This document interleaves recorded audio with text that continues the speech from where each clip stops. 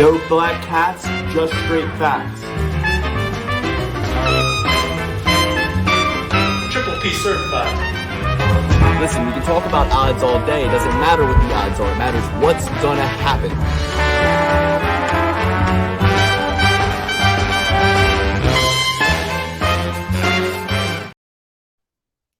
Welcome to the Perfect Parlay Pursuit. It is I, Lukey CK, joined by the Euro Under King, Alex. And you'll notice we are missing the third leg of our stool, the third wheel of our tricycle. Danny the Betman is held up in Vegas. No, not by the Vittori crime family, but by a storm. The first ever tropical storm to hit Las Vegas in the history of Las Vegas has stranded Danny the Betman.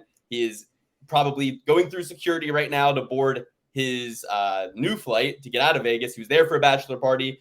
He was there at the sports book for Sugar Sean versus Aljamain Sterling, and that's why I'm wearing UFC Championship Gold and Sugar Sean tie-dye, baby, because we hit big. Triple P certified underdog, main event, Sugar Sean O'Malley, UFC 292 was a success, a major success. We went 5 out of 6 with Triple P certified picks.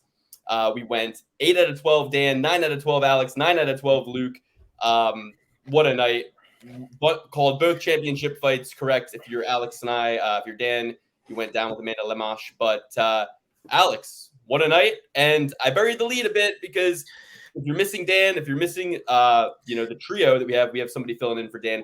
It's your boy Eryk Anders. He's going to be joining the show in about 8 minutes. And we're going to get his takes on UFC 292 and get who else is going on in his world.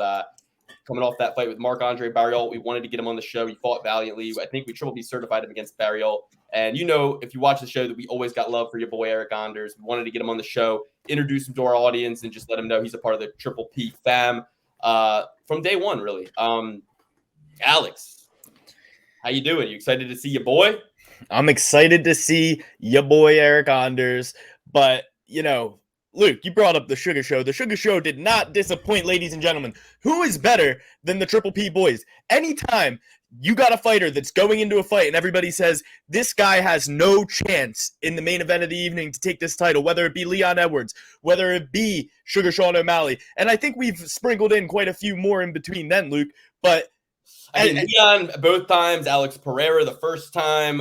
We've had a ton of main event dogs. Derek Lewis against Curtis Blades comes to mind. I mean, if there's a main event underdog, we're going to sniff it out. I think we have the perfect mix of understanding when someone's time is coming, right? When somebody is ripe to pick from the tree, right? And Luke, what's even more impressive about this is I have a philosophy about taking dogs in the main event. I don't like it. I don't like to do it. I usually take the favorite just so I have a good hedge out opportunity regardless. But once we get that wild hair up our ass, once we know for sure that's what's going to happen, we put our balls on the table and we come back with a fat paycheck. Gaethje versus Poirier also comes to mind. Pantoja versus Moreno, another underdog, Triple P certified. So we're really good with these co-main championship underdog opportunities. I mean, but let's not, we'll talk about Sugar Sean when Eryk Anders joins the show. We'll talk about Bautista too, because I believe Mario Bautista and him have spent some time together. A lot of good insights we're going to grab from Eryk Anders, but really just happy to check in with him. If you've followed his Instagram, he's rehabbing an injury. We're going to get all the updates, see what's going on in his world in just about 5 minutes. But let's talk about the UFC card. I want to get this one out of the way because I know Eryk Anders is friends with Andre Petroski. They've trained together. We're not going to touch this one with a 10-foot pole. We're not going to put him on the spot. We're just meeting this guy. But I will say I was disappointed that Petroski wasn't able to get the finish. I wouldn't have cared as much if he wasn't doing push-ups after the fact. It's like, bro, you almost get finished by GM3, a jiu-jitsu guy. This guy almost knocks you out in round 3. You completely gas out, and you're doing push-ups after the fact. It's like some of us had a lot of money on Andre Petroski to win by finish. Some of us had a lot of parlays with Andre Petroski by finish. So, squeaking by minus 250 favorite, squeaking by with a split decision, almost getting finished at certain points. When your boy Joe Pyfer went in there and showed you how it's done. I mean, that's inexcusable at this point, especially if you're going to come in there and call. The rumor was Alex, he was going to call out Bo Nickel. Yeah, and he's been calling out Bo Nickel. It's like, on Instagram quite a bit. The Mid-Atlantic region has already chosen our rep. We don't need the Mid-Atlantic region guys going to war against one another. If anything, you and Bo should be working together like Marab and Aljo. So I don't want to hear another. If you're a Mid-Atlantic region guy speaking out against Bo Nickel. You're a Penn State guy. Your dad went to Penn State, and all of a sudden you want to fight Bo Nickel. That sounds to me like chip on the shoulder kind of stuff, crabs in a barrel kind of stuff. We need to support one another. Bo Nickel is on a warpath. If you went out there and did what Joe did to GM3, we have no problem. Call Bo Nickel out all you want. But if you want to be in the same conversation as the Hamzats, as the Shavkats, as the Nichols, you got to finish these guys who are old, long in the tooth, one-dimensional, plodding, slow. You got to finish them. Got to get them out of there. And you know what? The thing that pisses me off the most is that I love Andre Petrosky. I've loved him on The Ultimate Fighter. I like that he's from the Philly region. The thing that pisses me off the most is that I know he didn't take this fight absolutely seriously. I know in the back of his mind, GM3 was going to be an easy fight because Joe Pyfer made easy work of him and he's old and blah, blah, blah. And that's my problem with these new guys in the UFC. You know, Dustin Poirier is rich and he took Justin Gaethje seriously. You know what I mean? He prepared for that fight. He worked hard. I'm sick of these guys who aren't proven yet, phoning it in the gym, thinking they're going to have an easy fight and then almost losing these layup matches that the UFC gives them. Neil Magny versus Ian Gary, you know, all of Ian Gary's fights really come to mind. They give him serve-up job after serve-up job, and he doesn't impress. But we'll get into Ian Gary later. I just wanted to get the AP talk out of the way because, you know, we're tough. It's like Jeff Ross. We only roast the ones we love, except sometimes we roast the ones we absolutely hate as well, I should say. But AP, it's all love. Just, you know, you got to get GM3 out of there. I mean, you got to get GM3 out of there, and that's why you don't get. And I hope that getting no interview at the end lights a fire under his ass and gets his gears grinding and pisses him off and gets a finish next time. And I'll bet you to get the finish next time. I'll try to win back all the money I lost betting you to get the finish this time. Anything else come to mind, Alex? You want to get off your chest in the next 3 minutes before we have to change our tone entirely and be very respectful?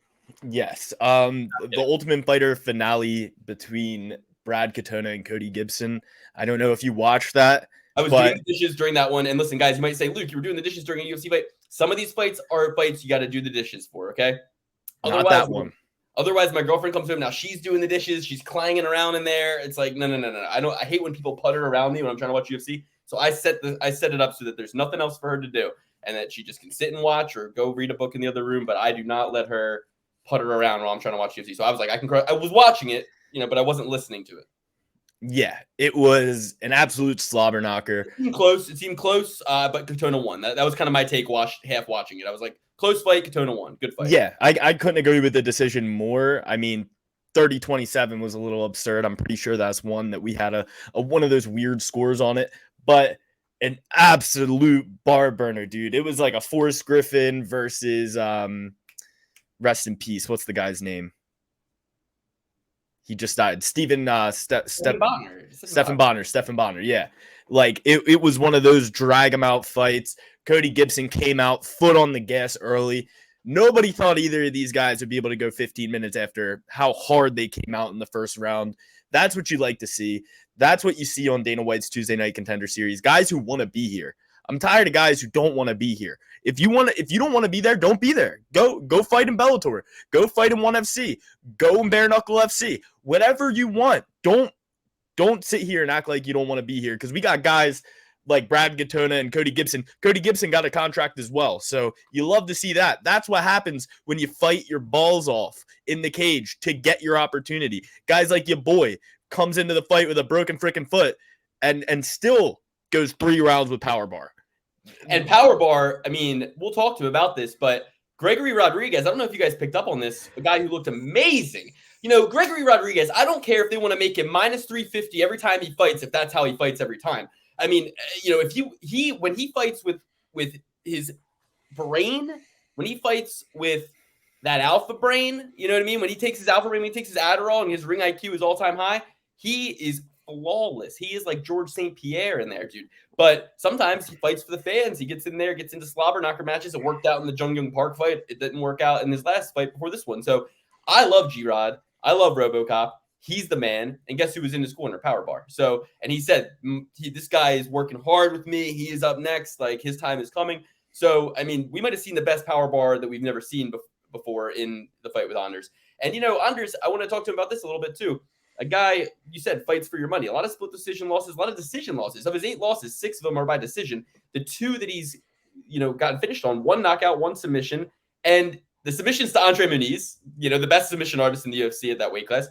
And, you know, everybody knows his fight with Thiago Santos. So it's like, I'm just saying, you know, this is a guy who fights for your money, and that's why we bring him on the show. Just like Joe Selecki, Eryk Anders is cut from that cloth, and that's why we wanted to have him on the show.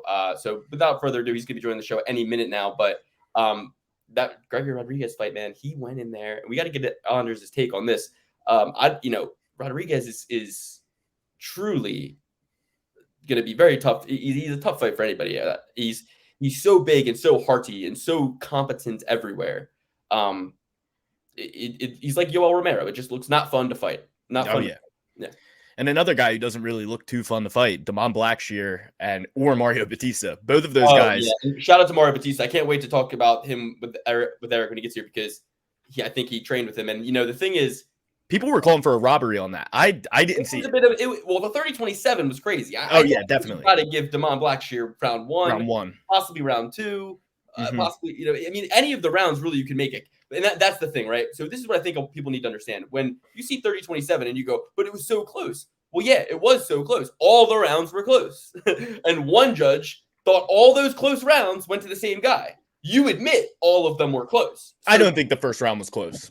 Yeah, and also the numbers were kind of favoring Damon, but aesthetically though, it did kind of feel like Mario was, I don't know, there's just kind of like a sixth element in these fights sometimes where you just kind of feel like one guy, and then I think maybe that sixth element is just the commentary team, right? Like if you're not watching the fights on mute or doing the dishes while you're watching it, you get like Joe Rogan saying like, and Damon taking the fight on 7 days notice, he's slowing down here. And I'm watching the fight, I'm like, is he? I don't think he's really slowing down. I thought he was slowing down a bit. I thought that the first round was anybody in a 15-minute 100%. But and very short notice, 2 back-to-back weight cuts, back-to-back weekends. I won't say that Mario Batista robbed Damon Blackshear of anything. I think that Damon came out in that first round like a bat out of hell, going for takedowns like crazy, getting takedowns like crazy. And I was just wondering the whole time why he wasn't going for as many takedowns in the second round. I think he might have gassed himself out a little bit with all that groundwork, and Batista kept getting right back up. But he was putting up Merab Dvalishvili numbers in that first round. He probably had like 5 or 6 takedowns. It was crazy. Yeah, and that's the thing. It's like iron on iron. 2 guys in the division, game of inches. I think if they gave Damon Blackshear somebody who was not kind of like an incumbent title challenger, if it was Damon Blackshear versus Cody Garbrandt, I think Damon wins that fight. But easy. Let's get somebody who might be a little bit closer to the situation's take on this. Without further ado, everybody, welcome to the show. Your boy Eryk Anders. Eryk, thanks for joining the show. Welcome to Parlay Pursuit. Man, my pleasure, guys. Thank you for having me. Eryk, we were just telling the audience, we love you. We love watching your fights. And since the beginning of the show, we have 3 people usually a part of this show. We give our predictions every week with the goal being to pick every UFC fight correct, bet it as a parlay, and hit the perfect parlay. That's why we're pursuing good luck.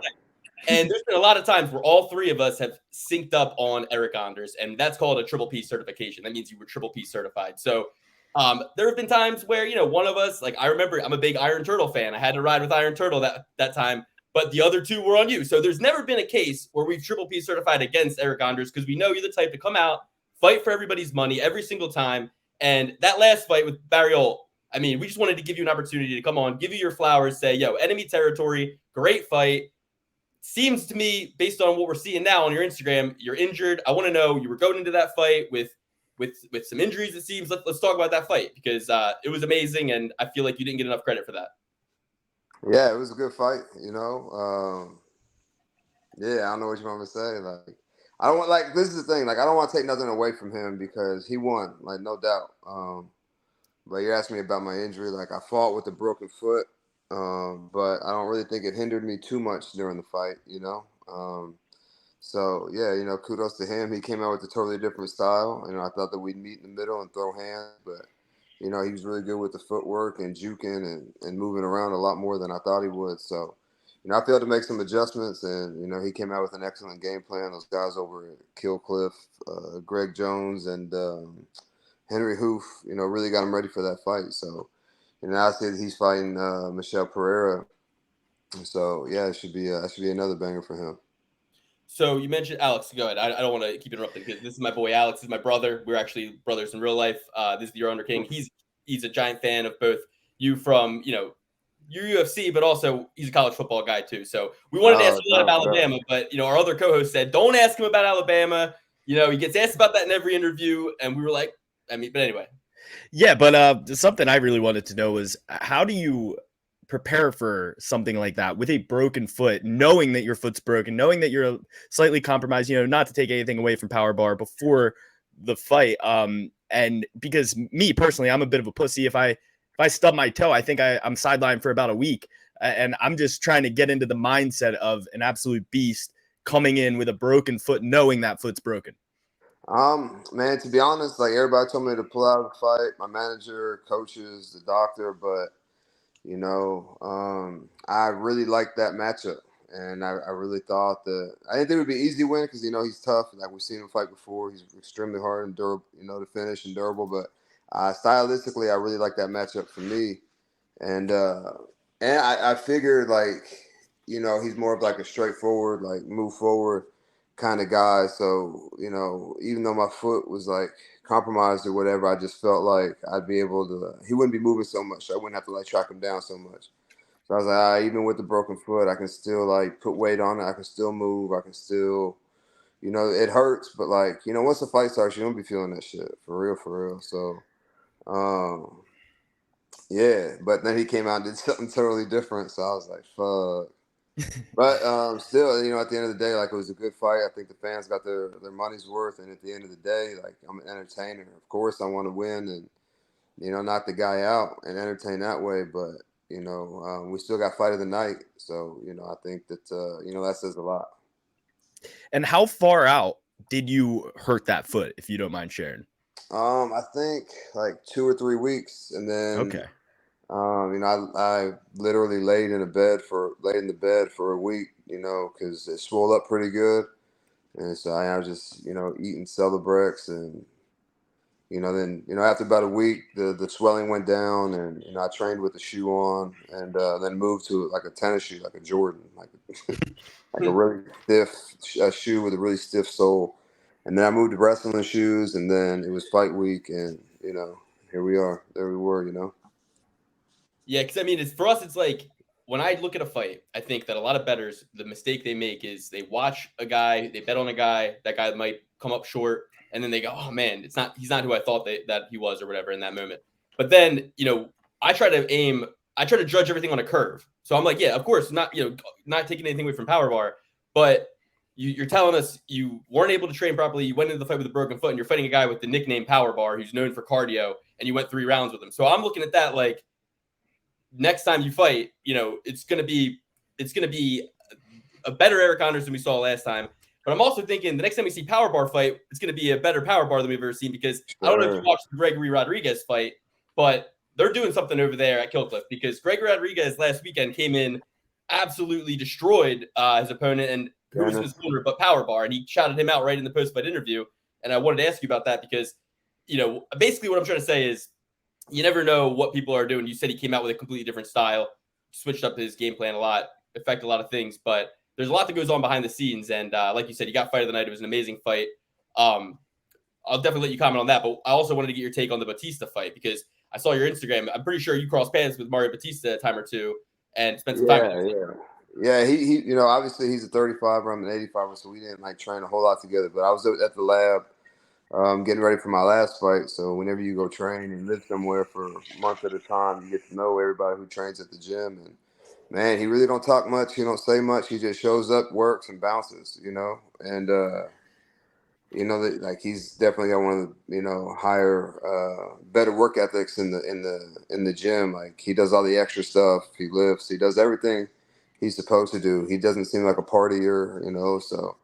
He's the kind of lives that family man life. I know he's got a daughter and all. So, yeah. So you can tell he's fighting for something. Like that first round got away from him, and he really picked it up in those last 2 rounds and did what he needed to do to win the fight. So, yeah.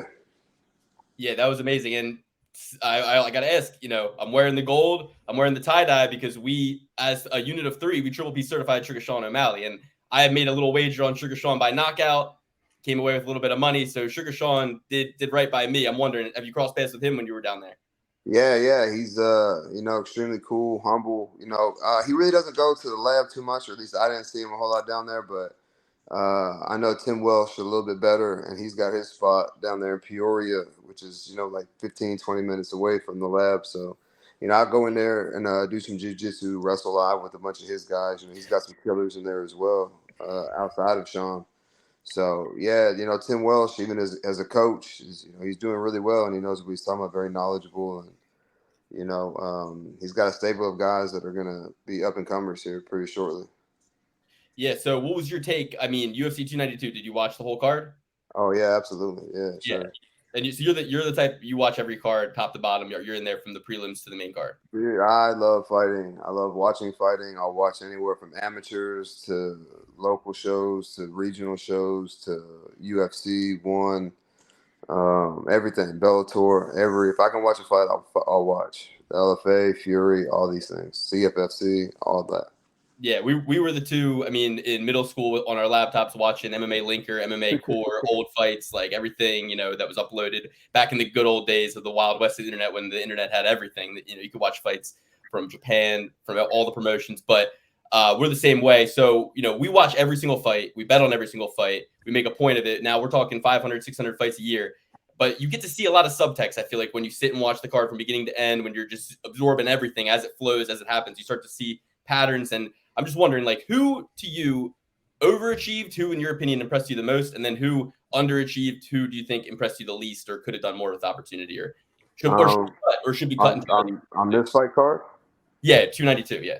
I don't know if overachieving is the word, but some of the better performances was that girl versus Andrea Lee.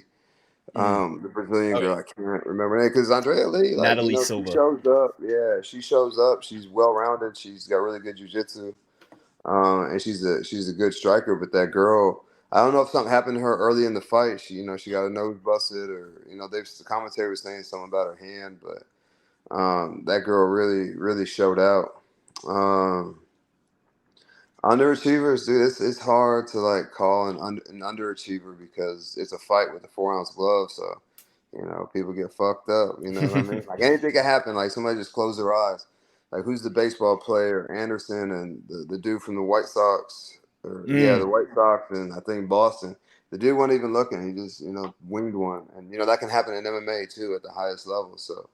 But obviously, Sean O'Malley stole the show with knocking out, Funk Master, which, I think that's probably the only way that he could have won. I don't think that he was going to win the point battle. But I saw, even after the first round, Funk Master, Aljamain Sterling had a really hard time taking him down at the end of that first round. So, we don't know how that fight was going to go if it didn't go the way it went. You know what I mean? So. Yeah. What are your looks really good. And what are your thoughts on the commentary booth? Have you ever went back and watched some of your fights, saw what they were saying? Does any of that rub you the wrong way sometimes? I don't know. Not really, because they don't really know. They have to feel it's hard. It's hard. Mm-hmm. You have to talk for the whole duration of the fight, and so sometimes you just you're putting fillers in there, and mm-hmm. Some of those guys are giving their opinion on what they think is going on and what their opinion, but they're not in there fighting, and they don't know what's going on.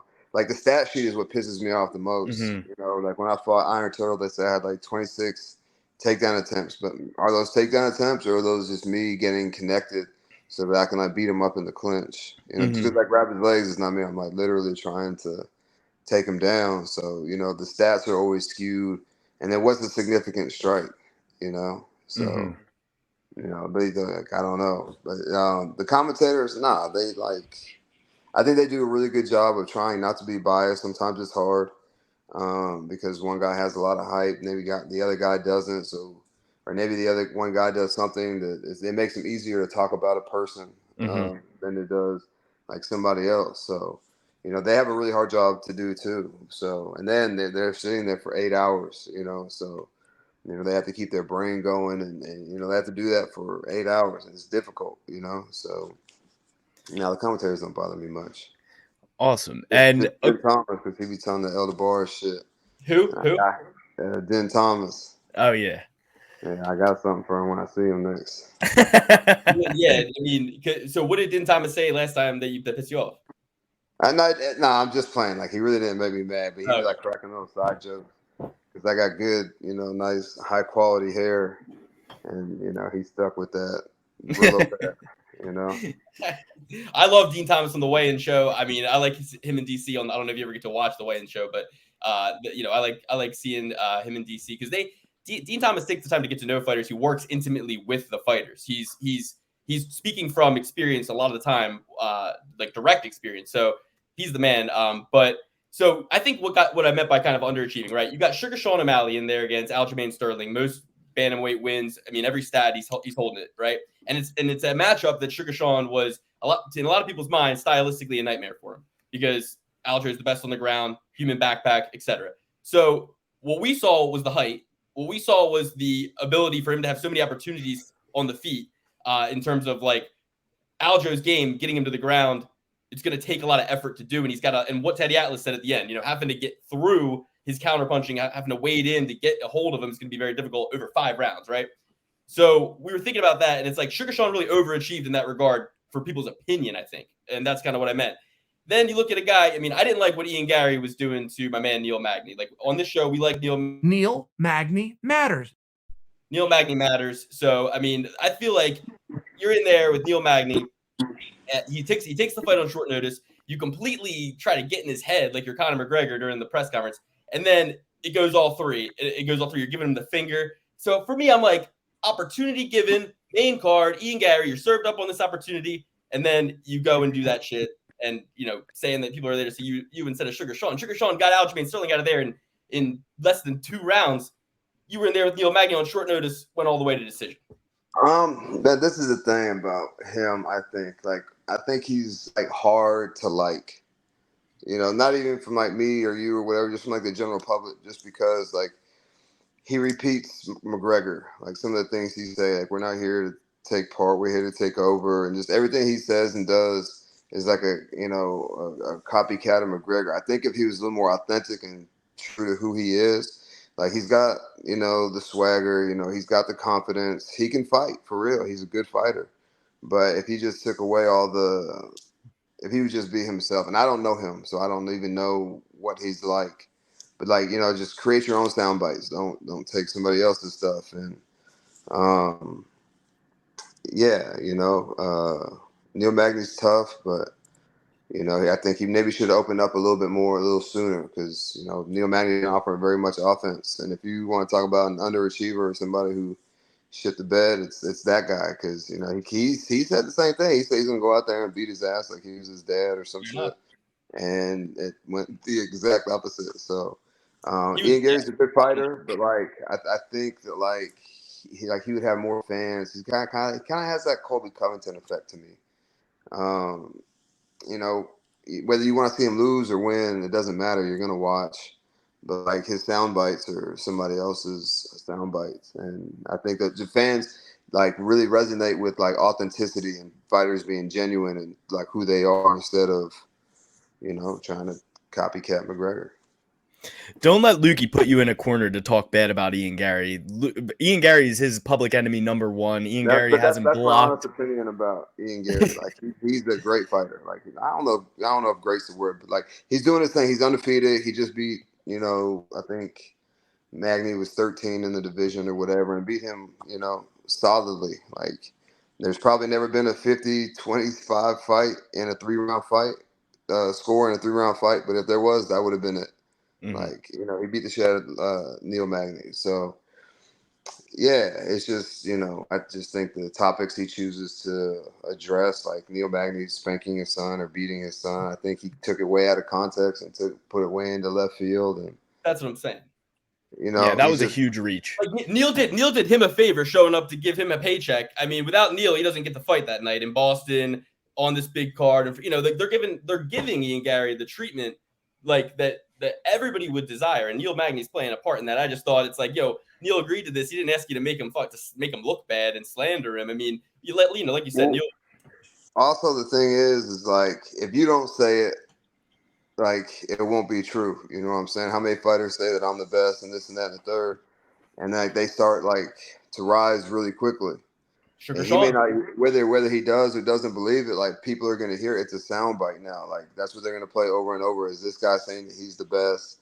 You know, he's the best striker. He's in the division. He's this. He's that. You know, whether they believe it or not, the people will hear it and listen, and like they'll start. You know, his popularity will grow. You know what I'm saying? So I don't think there's anything wrong with him doing that and like talking shit and whatever. But like I don't know. It's just when Nate Diaz like shoots somebody the bird, like. Applauded, you know, because that's who Nate Diaz is. And Yeah. everybody knows who the Diaz brothers are. I'm not sure if that's who Ian Gary is. Thank you. Yeah, exactly. So, Alex, I know we're short on time here. I don't want to keep you too long, but I know Alex had some questions lined up in terms of I don't know. Yeah, I mean, I've been talking too much. It's what I do. I talk way too much. So I just want. Well, I saw you on Twitter recently, Eryk, and you put out the bat signal. Can your boy get on Raya? Can we get your boy on Raya, man, please? Put me on, man. I want some of these celebrities, dude. I want all these local hoes, man. You know? That's Yo, great. I mean, I want to get Steak in touch with Eryk Anders. Has Steak been in touch with you? No, they haven't. Bro, Steak's got to get in touch with my boy Eryk Anders. You should be Drake's favorite fighter. I mean, in my opinion, you should be Drake's favorite fighter. The only reason Drake's not a big Eryk Anders fan is because he must not know. Nobody must have told him yet. I mean, I know Drake can be a little casual sometimes. But, you know, he's a fan. He's for the culture of the UFC. I love everyone always says, oh, Drake's the kiss of death. He bet on Aljamain Sterling. He bet on Nate Diaz. I love Drake betting on UFC fights. I love Drake, you know, being a part of the culture. Me and Drake are the same. We both sports bet. And guess what? Drake putting $500K on Aljamain Sterling. That is such a smaller percentage of his net worth than I put on Sugar Sean. I mean, I'm a bigger better than I $300 on Sugar Sean doing $1,400. That's like 50% of my net worth. So I mean, it all. Drake really can't do it. But anyway, you're the risk taker, huh? What'd you say? I said you're the risk taker, huh?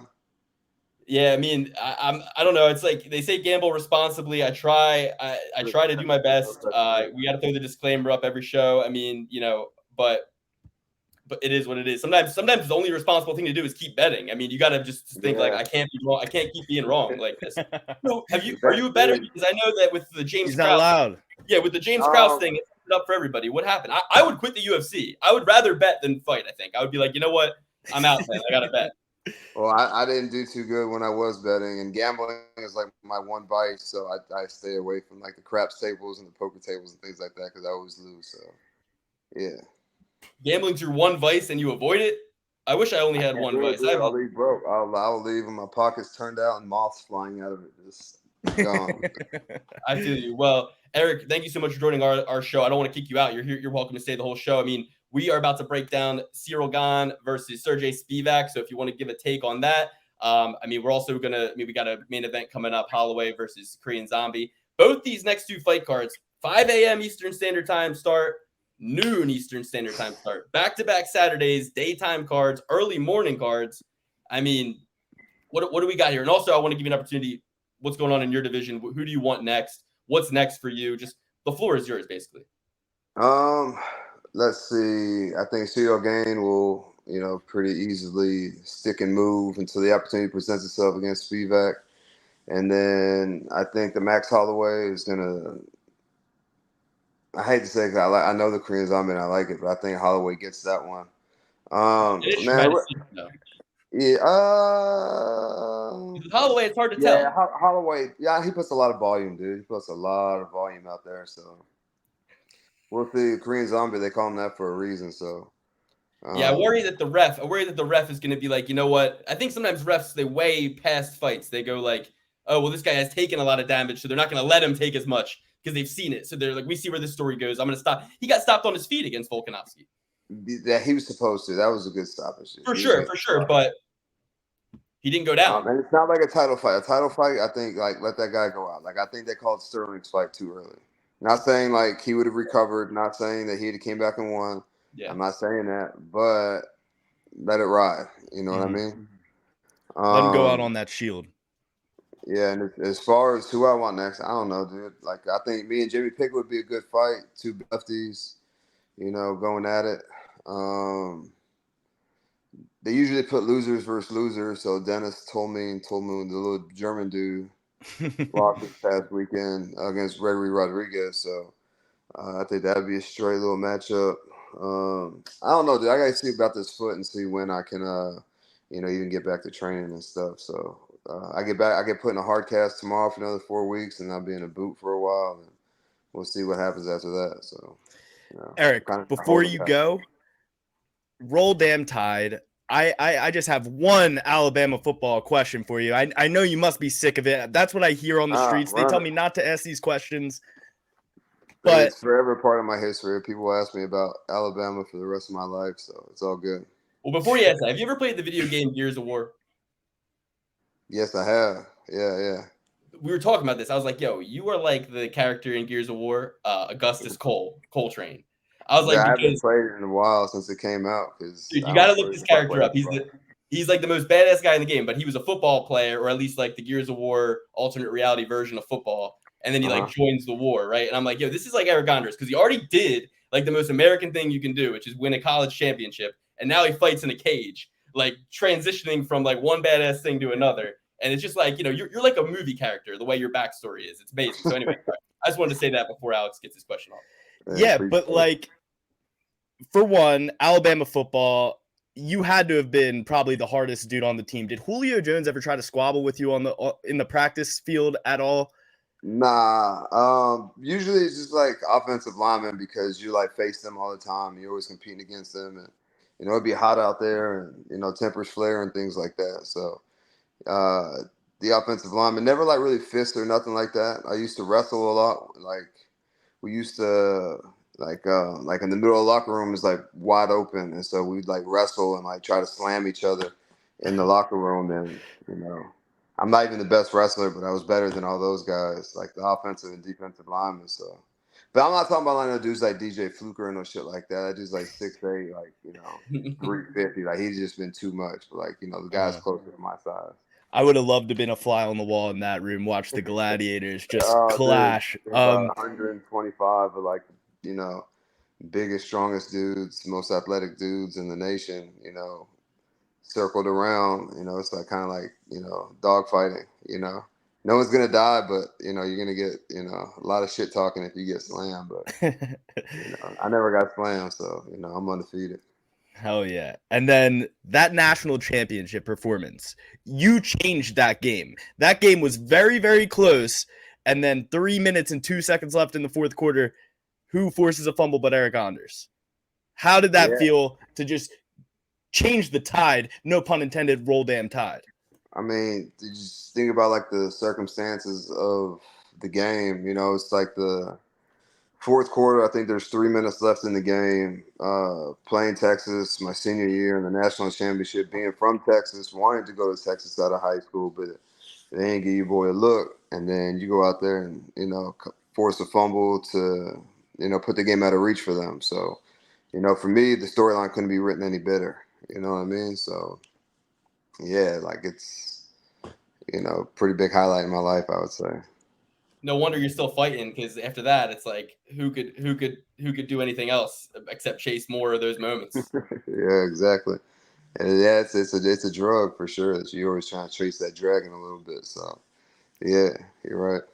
And then you were in training camp with the Browns right after that, right? You were with Peyton Hillis during his blow-up season. Joe Thomas just got inducted into the NFL Hall of Fame. What was it like to be rubbing shoulders with all that greatness at once? And Colt McCoy. Oh yeah. Who was the quarterback at Texas who didn't finish the game. Man, it's cool, having the opportunity to play at the highest level against, the best in the world at, the particular sport. It's kind of like what I'm doing now, but I didn't even know about MMA. It's like football. Mm-hmm. For me, it's like football. I always want to be a professional football player growing up. So like for me, it was like, achievement unlocked, but then I got cut, so I wasn't even there very long. So it's like, nope, it's locked again. So I had to find something else to do, and that's kind of what led me to MMA. That's awesome. And basically, like I've always had this take. This is the last thing I'll say, that football players in high school, at least, they would always walk around like they're the alphas of the school. But in my opinion, the wrestling teams, they're the real alphas. So can you've done both? Like let's lay it to rest. Football players versus wrestlers. Like who's tougher? Like there's The thing about like athletes is there are like athletes, like ball sport athletes that aren't really willing to like step out on their own onto like a wrestling mat and be exposed by themselves. If you play a team sport, you have, 10 other people or 4 other people or 8 other, however many people are, play your sport that like got your back if you mess up. So don't nobody really see it for real.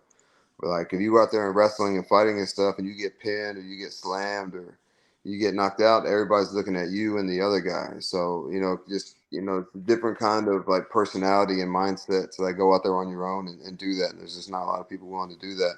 But yeah, like pound for pound, if a football player and a wrestler got in a fight, the wrestler is more than likely going to win. Even if you look at the stats of the UFC, if there's been 50 champions, I don't know the real number, but like statistically, if there's been 50 champions, like 38 of them have wrestling backgrounds or have come from wrestling.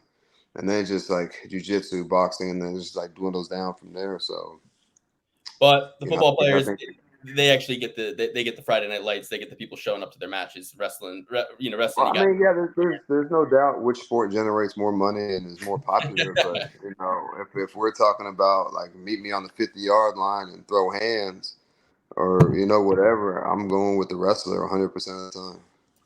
You the man, Eryk. Yo, thank you so much for joining the show. Final message for everybody or whatever. I mean, like I said, you can stick around, but I know you got places to be, people to see, Raya girls to hit up. So they won't let me on there, so I can't even get on there. So I'm putting out the bat signal. You'll be up there by next week.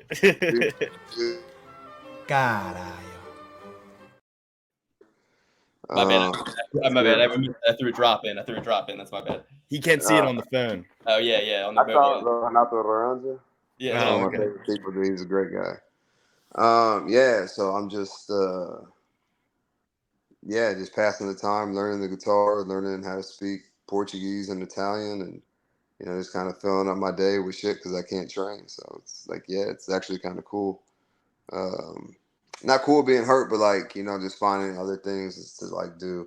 Harvesting my garden. I got sweet potatoes and beets in there cooking right now. So I try to do a lot of things.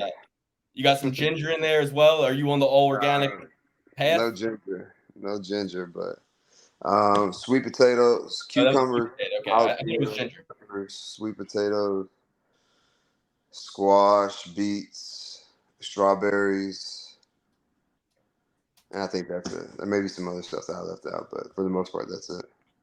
So you're really enjoying becoming a beginner in all these things. I mean, I know Chill Summon was sitting here giving you a little guff yesterday or the day before about Eryk Anders. You reposted it, no? No, what did he say?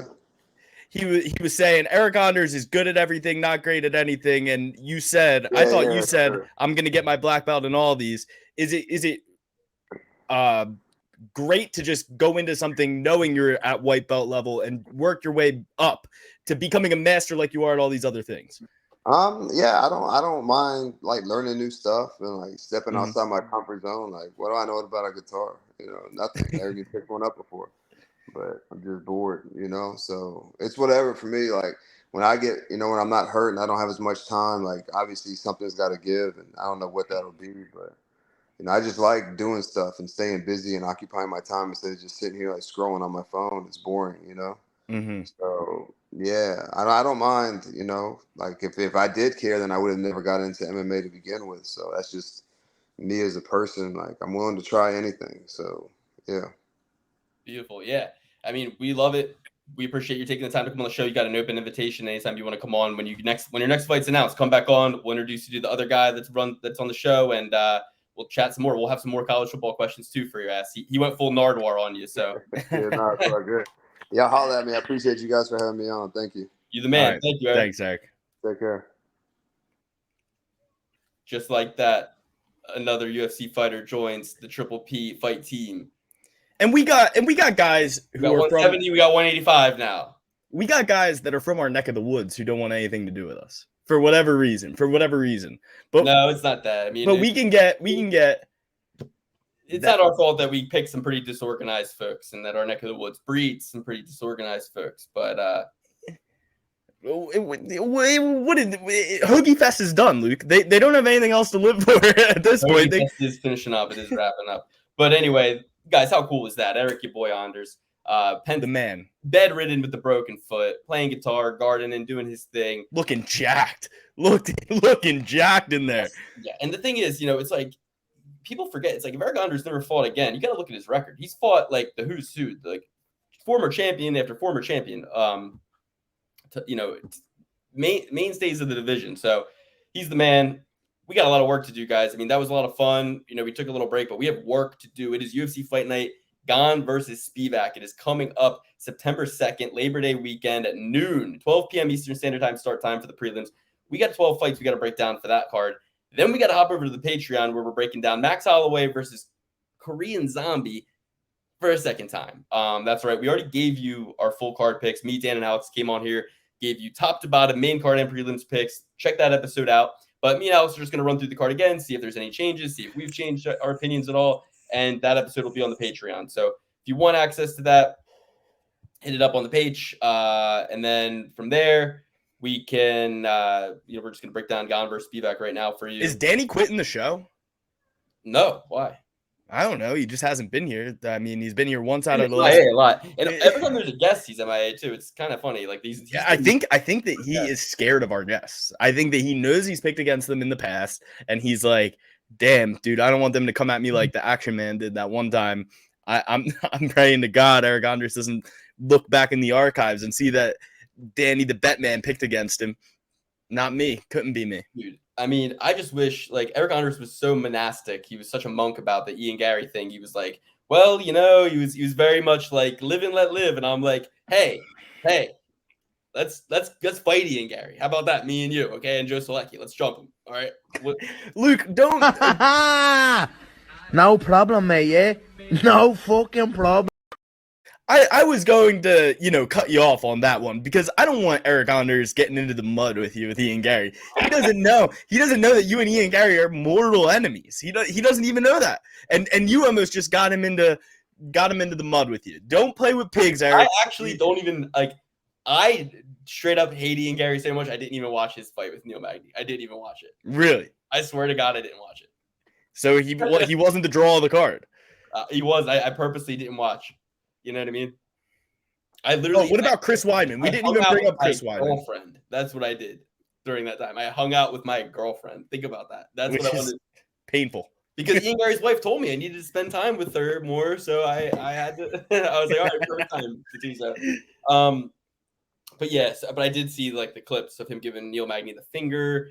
And I saw the start of the fight. Within 2 seconds, Neil Magny's flopping on the ground like a fish. I'm ready to say Neil Magny doesn't matter. Oh no! Don't go bad on Neil Magny now. Here's my thing, right? So Ian Gary, he's best friends with Conor McGregor, but then he signs a better deal with Jake Paul. So now him and Jake Paul are buddies. Like what Ian Gary doesn't realize is that for $50,000 or $25,000 or God forbid $5,000, whatever Jake Paul paid him, right?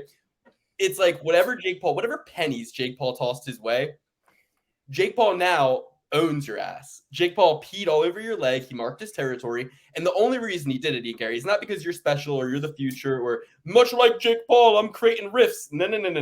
He did it to piss off Conor McGregor. When it comes to Ian Gary, when it comes to people like Ian Gary, this is what Jake Paul says about people like Ian Gary. I honestly don't even know who those people are.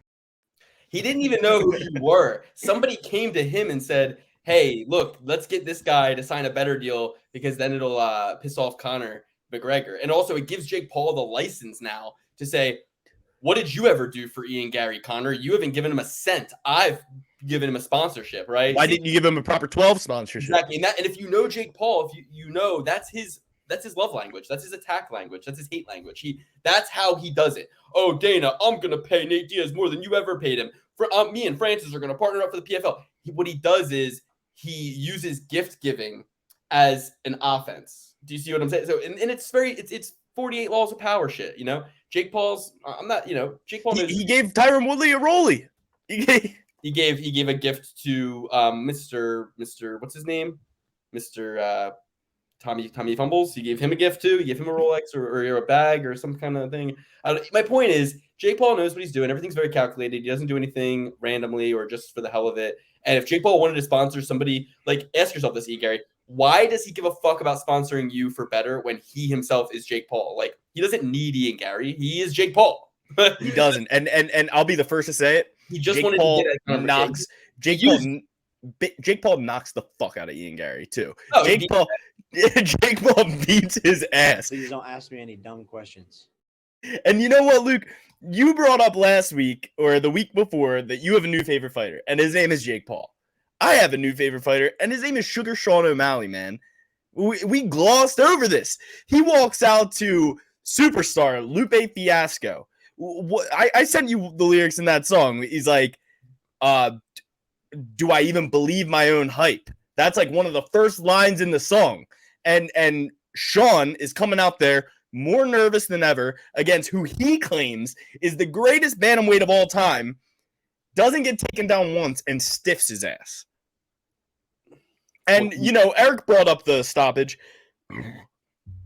I thought one of two things. And I've said this before. If the ref stopped it sooner, it would have been a better stoppage. But when he stopped it, it looked like Aljo was kind of getting back on the right path. Right. He started turtling up, shelling up, and who knows? Who knows? Maybe he gets up. He seemed pretty cognizant afterwards. He went and did the post-fight press conference. And Aljo, tip of the hat to Aljo, man. He could have came in there with every excuse in the book.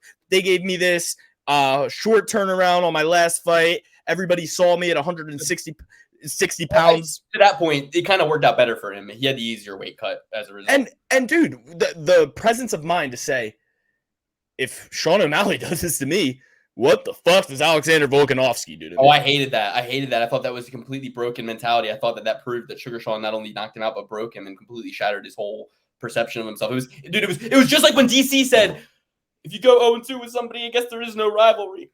Like, that was sad. No, but that's true. That was a broken man, though. That was he says, if he does it, it's like, dude, instead of, and how about this? He still wasn't ready to give Sugar Sean just a little bit of respect and say, yeah, this kid trains hard, he works hard. He did. He gave him all the respect in the world. He gave him his flowers. Well, why not? Why not, instead of saying that, wow, maybe Sugar Sean can beat Volkanovski? That's what I'm trying to say. Like, he's not, no one's ever willing to say, he goes, wow, I guess instead of him saying Sugar Sean is better than I thought, he's saying, I'm so much worse than I thought I was. No, Sugar Sean's better than you thought he was. You know I don't know. Did you watch the post-fight press conference? Let me explain something to you. What? Go ahead, sorry. Did you watch the post-fight press conference? Yeah. Aljo gave Sean his flowers. He gave He gave Sean his flowers. He said, hey, listen, there was one thing I knew that I couldn't do, and I did it, and he knocked me out. And I knew that he had a great counter if I'm coming in. And the thing about Aljo that, you know, Teddy Atlas brought this up. We brought this up. He throws naked shots out there. He overextends himself. And when you overextend yourself against a counter puncher who has the precision that Sugar Sean O'Malley does, that's why we all went with Sugar Sean O'Malley, guys. That's why. It wasn't just because we like the pink hair, the fun, the Nelk Boys podcast. We're picking Sugar Sean O'Malley based off of the eye test. The eye test. This guy gets it done. And I still love that Sugar Sean O'Malley, every time Bruce Buffer says 17-1, 16-1, he goes, the Sugar State Athletic Commission is real. I love that people, yeah, I mean, what happens is this. I'm starting to think the most important thing in mixed martial arts is height in any matchup. I think that it's height first because you have to be able to create the leverage necessary to prevent the takedown. It's not about strength. It's about leverage. See what I'm saying? So Aljo is stronger than Sugar Sean, but Sugar Sean has more leverage. And in a game of leverage, you don't need as much strength. And Sugar Sean's also strong too. And he's long, and it comes from his strength comes at different angles and different points of torsion, right? Different torsion points. It's like Anderson Silva, man. How many times did we see Anderson Silva against a good ass wrestler struggle to take Anderson Silva down because his leg is on one post of the octagon and his other leg's on the other post of the octagon, and he's just spread out so far. It's like those girls memes. You know, girls have memes. It's like, is he a 10 or is he just 6 foot? You know what I mean? It's like I don't know. I can't tell. Is he the greatest fighter in the world or is he just 6 foot? I can't tell. I don't know. The Sean Woodson conundrum. So that's my take. Let's just run through real quick. I'll do mine and then you do yours. All right. The fights I got wrong, 2 of the fights out of 3 that I got wrong were fights I really had no prior knowledge about going into when we did the breakdown. Austin Hubbard I picked, and I said I was going to fade Brad Katona. We didn't even know who he was fighting at that point. And so I'm giving myself Gibson for that. I didn't even know anything when I said that. Hubbard, again, didn't know anything about Holloway. I'll take Hubbard because I would have picked him no matter what. And Blackshear, really. Blackshear and Hubbard are the only 2 that I'm going to really say I got wrong. But Silva, Petrosky, Rodriguez, Tavares, Vera, Gary, Zhang, O'Malley, all picked by me, all correct. O'Malley being an underdog, and then that was the only, Kurt Holloway was the other underdog who won. 2 underdogs won, Kurt Holloway and Sugar Sean O'Malley. That's fucking it. I thought this was going to be a dog-heavy card. I thought a lot more underdogs. As the fight got closer, I said Amanda Lemos might have a shot. I said Pedro Munoz might have a shot. I said Chris Weidman might have a shot. You know what I mean? But Marina Moroz, I thought had a shot. Obviously, she won her the first fight. They just, this. But for the most part, the Silva sisters were on fire, Luke. I don't know if you watched those fights. They were spectacular. Probably the 2 most entertaining women's fights I've ever seen. Even though Natalie Silva did not get the finish, Eryk Anders said it himself. She was probably the biggest overachiever on the card because Andrea Lee is a tough girl. I mean, yeah, Tony Kelly was in there, and he wanted to do the Dirty Brazilians reference again, but he couldn't. He knew he was already he already got. Cody Durden broke bad against Clint. Durden. I saw that. And listen, I support Clint, and I support Cody Durden. It's just like Ian Gary said about Jake Paul and Conor McGregor. He said, "I've got 2 friends.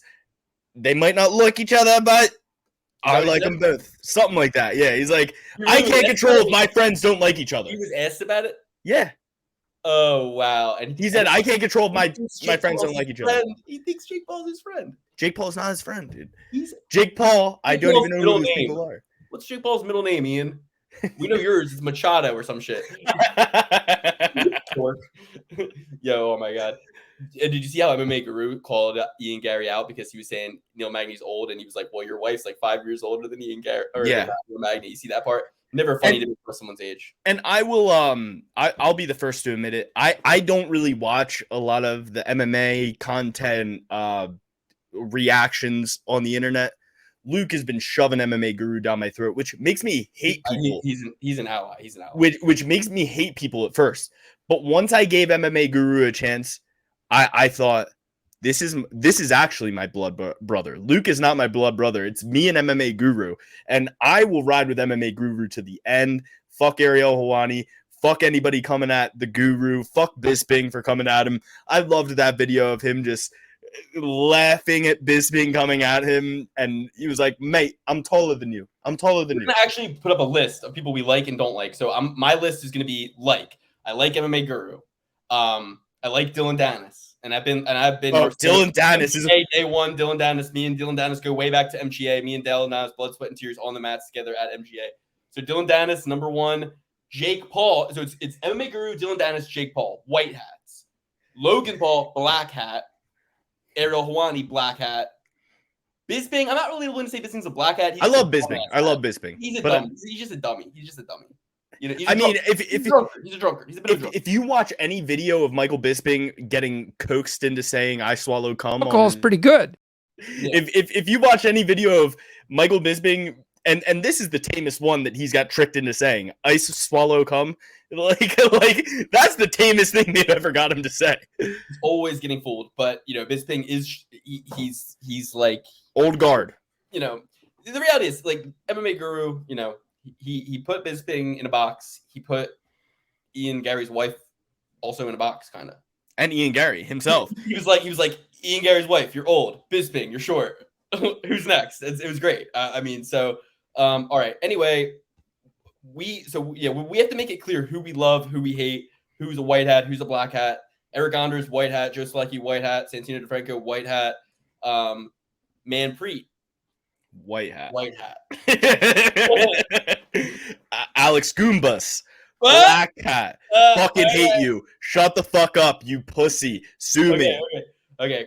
Let's get into the breakdown. Okay. I told you. I reevaluated this whole Goombas No, sue me. I'm already Goobus. said that. I've already made. I said, Logan Paul. We already got Logan Paul on our ass now because we sided with Dylan Dennis. So Dylan Dennis is on a whole nother level right now. Everything Dylan Dennis is doing is perfect. And nobody say, don't come at the family. Come at the fucking family. When he said on the Enough Boys podcast, and this is a quote, guys, I thought he was marrying a trans woman. That was gold. That was gold. And he was like, and I support the LGBTQ guys. That's fucking illegal. He was like, I was so happy because I love all my LGBTQs.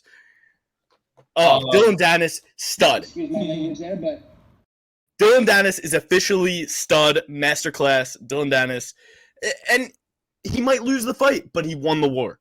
Bangkok ready. Yeah. Dylan's Bangkok ready, dude. And the thing is, it's like Logan Paul is very athletic, and boxing is the thing about boxing is like here's my thing, right? All of these UFC fighters are too close to the forest to see the trees. They all like think what they do is so hard, like fighting. And in reality, like Sugar Sean has shown people, like you can suck at something, you can be bad at something, you just got to practice it. And it's just really like left hand, right hand, and deciding when to do it. You know what I mean? Like it's not that hard. And he proves it to everybody. And Jake Paul and Logan Paul are proving it to everybody. And the fighters don't like it because they want it to be hard. It's Aiden Ross is next, dude. He's coming up. You saw him hitting the pads. I mean, it's kind of like how comedians bring like a lesser comedian on the road with them, so the audience like that guy sucked, but then they look really good by comparison. The fighters want to like make UFC so hard to do, so less people do it. You know what I mean? But in reality, it's not as hard as they make it out to be. You can do less. Eryk Anders had a broken foot. He went 3 rounds. Like he was like, it'll be fine. How hard can it be? I'm kidding. But yeah. Dude, like, Eryk Anders is an absolute stud. I'm so happy we had him on. He's the absolute fucking man. Instead of us being like, oh man, like it's like, yes, he is very tough, but also it's like maybe there's a secret. And the sport is easy enough to do with a broken foot. And it's easy enough for Jake Paul to just start up and beat Nate Diaz. And Sugar Sean O'Malley had like a broken rib or something going into his fight with. I think that's the key. The thing is, like, all these guys in the UFC, the secret is they're all hurt. Mm-hmm. So if I just don't train and don't get hurt, I can step in the night of the fight. And now all of a sudden I win easily because I'm not hurt. I'm like, he's already got a broken rib. And I just punch him in the rib. He's like, shit. I'm like, found it. Every single and speaking of injuries, Luke, I'd be remiss if we did not bring up Chris Weidman in his fight. Yeah, Chris Weidman again is extremely selfish. I feel bad for his wife. He should not be doing what he's doing. It's a midlife crisis that we're all witnessing. I'm sick of this super sweet 16. Everybody be inspired by me party. How many different times in your life do people need to be inspired by you? You wrestled. We were all inspired. You won the American title. Then you won the UFC title. You beat Anderson. It's like he wants all these moments. Like he's like a fucking pageant queen. He wants to be. Here's your tiara, Chris, and here's your flower. Honey boo boo, Chris. here's your stash, Chris. Yay, Chris. It's like just go ahead. He goes. He does the cry thing, like, I just wanted to be able to lay on the ground and play with my kids. Well, then I'll tell you what you shouldn't do: fight Brad Tavares. The goal should have been get your leg healed enough to lay on the ground and play with your kids, not once I get to that point, go risk it all again. You know what I mean? It's like Brad kicks your leg and you're surprised. Chris, I got to do a little Sebastian Maniscalco for Chris Weidman. Him yelling at Tavares and him actually then saying, he said to Megan Olivia, he's like, I was actually pretty surprised that he kicked my leg. I thought we had sort of like a gentleman's agreement or whatever. You're not Wonder Boy, and he is not Kevin Holland. He's been hanging out with Wonder Boy too much. He let that coward into his gene pool or whatever. Like, isn't Wonder Boy married to his sister or some shit like that? Or he's married to Wonder Boy's sister? Well, Wonder Boy is married to Chris Weidman's sister, not his sister. I know they do things a little different down in South Carolina. I'm saying, aren't they're family members now? Yeah, and that's what's happening. Wonder Boy's cowardly mind is bleeding into Chris Weidman's tough Long Island mind. He's no longer a Long Island guy. He's a yellow belly now. He's a yellow belly. And if you watch the freaking embeddeds, everybody in Cerro Longo is like so excited to see Chris because they haven't seen him. They haven't seen him at all. They don't know where he's been. They're like, oh, long time no see. Are you fighting this weekend? Oh no, are you fighting this weekend? Oh, that's right. We gotta quarter you. Like, I mean, it was good. And then, so here's my thing. he's getting his leg kicked, then the other leg, and he's all mad, and he's getting both legs kicked, and he's all mad. So the only way to get him out of there is to amputate that thing. Yeah. I mean, so Chris Weidman, when I got to say, Sebastian Maniscalco, aren't you embarrassed to be begging another man to not do a move, to not kick you in an ass kicking match? So that's question number one. Question number two, are we done? Are we there yet? Are we done yet? Like, are we finished with the whole thing? Can your wife rest easy knowing that you're not going to stop? And then here's my other thing. Brad Tavares, aren't you embarrassed? Brad? Aren't you embarrassed, Brad? Because you couldn't get a zero-legged man out of there, and not him every and time. Ian Gary. Him and Ian Gary got beat. They don't have the killer instinct. They got beat, in my opinion. They both got beat, in my opinion. Chris Weidman won. Neil Magny won. Yeah, I agree on the curve, my friend. Yeah. Neil Magny couldn't lost. He was flopping around like a floppy fish out there. You couldn't take out a one-legged man in an ass-kicking contest? A zero-legged man. He had no legs. His one leg was gone. His other leg was gone. And here's the thing. Brad Tavares is just one of those. Oh, it's like, remember what's his name said about Driscus? He's like, he's a nice South African guy. He's just a nice South. It's like, that's what I want to say. He's a nice Hawaiian guy. He's nice. He wants all respect to Weidman. Brad Tavares is just a nice, he's a mama's boy. He's a little mama's boy. Oh, I'm Brad Tavares. Oh, respect. Why? Oh, respect to when he kicked him in the nuts. Let me explain something to you. Brad Tavares could have lost that fight, guys. He kicked him in the fucking nuts twice. He fucking, committed multiple fouls in a fight, right?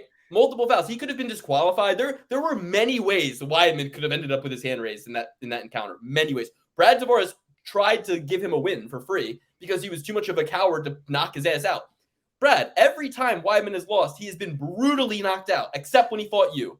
Does that make you a decision machine? Does that make you boring? Does that make you just like you gave him too much respect? Like you actually so and here's my thing, right? If Brad thinks in his mind, like, oh, I took it to a decision so that Weidman, I didn't have to knock him out. It was clear that I was winning. I didn't need to knock him out. I kind of just coasted to a decision out of respect for the legend, Chris Weidman. You know, if that's his mindset, you failed there too because you kicked him in his fucking leg. Weidman doesn't think you did that. Weidman is annoyed at you. Weidman hates you. Weidman doesn't like you. He's mad that you. He had to get wheeled out on a chair. He feels you violated some social contract. He feels that you are cheap. You're dirty in his mind. He doesn't like you, and he's mad at you. So if you think, oh, respect, me and Weidman respect each other because I didn't knock him out when he was crippled in there. It's like, no, you got it all wrong. You got it all wrong. Now, not only does Weidman hate you, we hate you too. We don't like you also now. So and it's so crazy the parallels between Ian Gary and Brad Tavares, where Ian Gary is openly cheating in the fight, and drunken cigarette smoking Keith Peterson just lets the guy hang his arms outside of the cage. And he hung his arm outside of the cage and was like grabbing the fence and like he was like, oh, I want to take a little rest.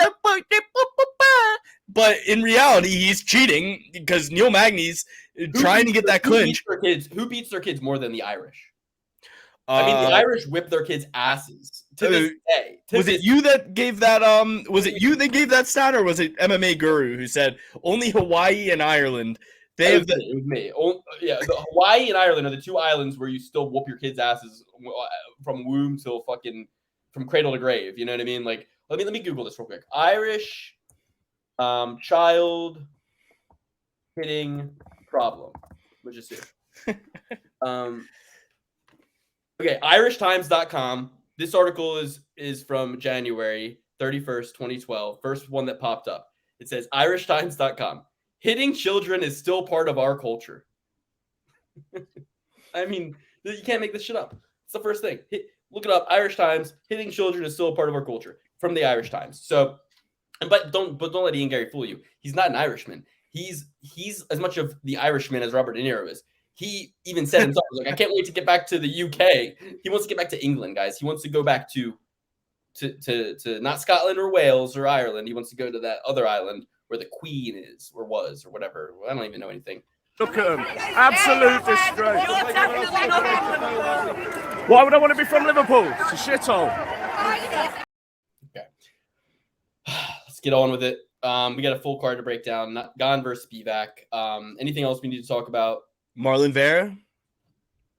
Yeah, he's that's the next fight.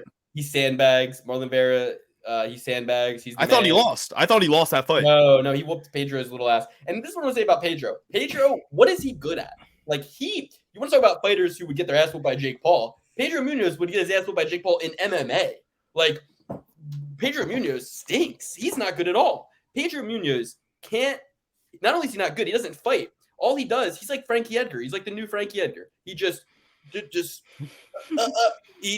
gets in a fighting stance. He moves his body, but he doesn't throw punches or kicks or do takedowns or go for submissions or go for knockout blows. He fights like he's doing a sparring match or something. He stinks. I'll tell you, I thought he won the first and second round. I thought he won the first and second round, and I was heavy on Vera, and I was very nervous going into that decision. And to hear 30-27, I was very scared at first, and then I heard Vera. And I'm also sick of Chito Vera. I'm sick of him with his fucking fashionista thing. He's like a fashionista. You see the embedded? He's like, I gotta pack all. I love my clothes. It's like, ugh. All right, let's move on. Sugar Sean came at him. He was like, his clothing style sucks. But one thing Sugar Sean O'Malley did that was very wrong was talk about his daughter earlier. He did not do that. He did. Dude, you got by a. I got. You got stop. That's why I told you when you first sent my way. I said that's not real. That's fake. And those, I'm not gonna say this. Those pages that are messed up. They're messed up because they'll be like Corey Sandhagen said, and they'll put like a freaking like racial slur in it, and it's like, you're gonna get people in trouble, and this is not cool. Like to just say, oh, we're just joking. It's like you're not joking. You're not the Onion. You're lying. You're just publishing shit that it looks kind of like it could be true. And it's in horrible taste. It's never funny. All right. Well, I apologize to Sugar Sean then. I apologize. Stop. You're doing too much. No, I thought he actually said it. I got duped. What do you want me to say? I told you that you got duped in our group chat. I don't read your text. All right. There's a lot of Frenchies on this card. Let's get through it. I'm going to make this easy. Fade all the French fighters. All right. Move on. I'm kidding. Isn't it in France? It's in France. Yeah. All right. So Cyril Gane versus Sergey Spivak. We're starting at the bottom. Zara Faram taking on. Zara Faram taking on Jacqueline Cavalcante. Maybe she's related to Rafael Cavalcante, former champion over in Bellator. 26-year-old Portuguese woman, only loss on her record is by split decision in the PFL. She's taking on the unwinning in the UFC, Sarah Infinite Faram. She lost by triangle choke. She lost by knockout, and she lost by decision. Is there any way this 36-year-old fighter from France can't lose? I'm going to make it easy. I'm going with Jacqueline Cavalcante. I know nothing about her, but I know all I need to know about the fighter who's 10 years older than her with just as many losses as she has wins. Give me the 5'9" Jacqueline Cavalcante to win in her UFC debut against Zara Faram. What is the commonality between all of the fighters that Zara has fought? They all stink. Megan Anderson, Felicia Spencer, and I like the outlaw Josie Nunes. I do like the outlaw Josie Nunes. I will be honest about that. But everybody else, absolute garbage. And I don't see a way that she makes it to the final bell. She's fighting a woman 10 years younger. I don't know the odds on this yet, as we usually don't on the first look at these fights. But I'm going to go with Jacqueline Cavalcante. Yes, she has never fought in the UFC before, but you look at a woman who's had actual competition. I know, like, the women's divisions in the UFC aren't that good. How could the PFLs be any better? But at least she got in there against in one of these 3-letter mainstays in the MMA community. The PFL is surging. They have Francis Ngannou. If you say everybody in the PFL stinks, forward that message to Francis Ngannou. I'm going to go with Jacqueline Cavalcante, and I don't even think this goes the distance, which is rare for a ladies fighter. Next up, Luke's not here. I'm here. Okay. But next up, well, then in that case, Basharat taking on Clinton Rodriguez, and I'm going to make it easy. I'm picking Basharat. He's undefeated, whereas Clinton lost to CJ Vergara by split decision. Too much losing for me. I'm going to ride the guy who hasn't lost until he loses. And also, I like the Basharat brothers. I think they're really good, dark horses of the division. So I'm happy to bet on them, especially when they give them good opponents where we're not going to get this outstretched line, right? We're going to get Basharat, but we're going to get him at a good line here, I think. So give me Basharat. Luke loves riding guys, and he'll ride guys till the day he dies. He's coming off a win against Damon Blackshear. Damon Blackshear is an absolute beast. Farid Basharat, you're probably going to get him at the very least minus 350, minus 400.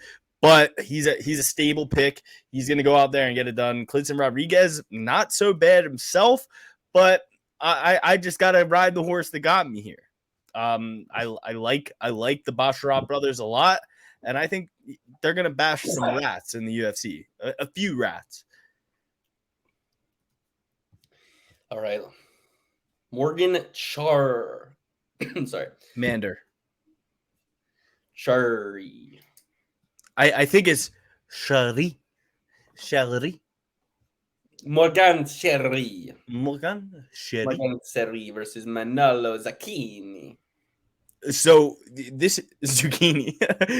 this is great. I wish we had our guy who was just in Italy to give us a little background on all this, but sadly he is not here. Well, this homie, the last pirate, he's the last pirate. It doesn't seem like you could be a last pirate. I mean, at any moment, pirate is also such a. I mean, for example, you could pirate an illegal. I was about to say I was a little bit of a pirate myself back in the day. I mean, the Pirate Bay, Napster, LimeWire, and don't forget about the Somali pirates. Mega Upload. I am the captain now. Yeah, there's many ways to be a pirate. So I just think but I like it. The last pirate. Well, the last pirate, don't let his 9 losses fool you. If you explore the losses, he's never been knocked out, and he's only been submitted once. Okay, so much like your boy Eryk Anders, he's got a lot of submission losses, or sorry, decision losses. 8 losses by decision. He's gone to decision 13 times in his career. The 10, of the his wins, right? 5 of them come by decision, but he's a finisher. 13 wins by finish, 10 by knockout. And Luke, 4 of those decision losses, majority and split. Yeah. So at least one judge counted it for him in those bouts. We got to check out these losses though. What is his Achilles heel? What is happening to him? He's 27, right? So that's good experience to have at 27 if he's, but it's like his opponent, my gosh, he lost to the sexy Jaguar William Gamis. Yeah, I mean, his opponent also hasn't fought. Where he beat the sexy Jaguar William Gamis. Round 2, heel hook. Interesting. All right, well, I'm gonna go with man, this is a tough one. 2 guys we never heard of. One guy is fighting out of Jackson Wink, and he's from Italy. Other guy fighting out of Team Chapa Kente. I've never heard of that before. But what I've heard about Jackson Wink lately, it's not all that good, boys. All right, let's think about this. Did the UFC sign this French fighter to win in France, or did the UFC sign this? Never mind. Don't do that. Just make your MMA picks and just make your MMA picks. All right, so listen, I'm going with the fucking Frenchie here. I'm going with the Frenchie. Yeah, simple as that. The last pirate. It's a tough fight to call, but I'm going with the last pirate. Yeah, I mean, he has double the fights. Although I don't really like picking Frenchmen because they tuck their tail between their legs. They retreat a lot. They surrender a lot. And then they have America give their enemies what for. I'm going with Morgan on this one. Morgan. I think this is the only pick to make, really, because this guy has double the fights, and we haven't seen either of these guys ever. Yep. Alrighty then. So what are we doing here? Next up, we got Taylor Lapilus versus Taylor Lawless. Lopoulos, you think? Ruthless Taylor Lawless. Okay. No. Versus Muin Gafarov. Yep, Muin Gafarov. You'll remember him against John Castaneda. He fought valiantly. He went for the finish relentlessly, but was kind of outpointed on the outside by John Castaneda. Wasn't able to really like get in there. I think he also gave up some ground control time in that one, if I remember it. Training out of Fairfax, Virginia, stone's throw away from where I'm camped out, but meanwhile is all up in he's from Tajikistan, and you'll remember Tajikistan fighters pack an arena to watch their guys fight, even on UFC prelims. So there will be an arena in Tajikistan there to watch Muin Gafurov, who fought on the same card as the other Tajikistan fighter. I forget his name. I'll remember it soon. But basically, that guy won by knockout. This guy lost decision, but almost knocked out Castaneda a couple times there. And I'm gonna go with this is gonna be a controversial pick for me. I picked Muin Gafurov last time. I'm picking him again this time. I liked what I saw last time. I think that Ye's got a 5-inch reach disadvantage, but the fight's not going to be fought at Taylor Lawless's range. It's going to be fought at the range Tajik wants to get in there and fight at, because he's fast, committed, durable, chip on his shoulder with that first UFC debut loss. Something to prove. It's not his debut anymore. I'm taking him to win. And at the end of the day, it's not his debut, right? So debutants lose at a rate of 66%. So Taylor Lawless is the debutant in this situation. So even though he's got the reach advantage, which puts him in a pretty good win percentage rate, I'm still going to go with Muin Gafurov. I'm going to just keep, it's like black. It came up red, but I'm going black again. I'm not going red.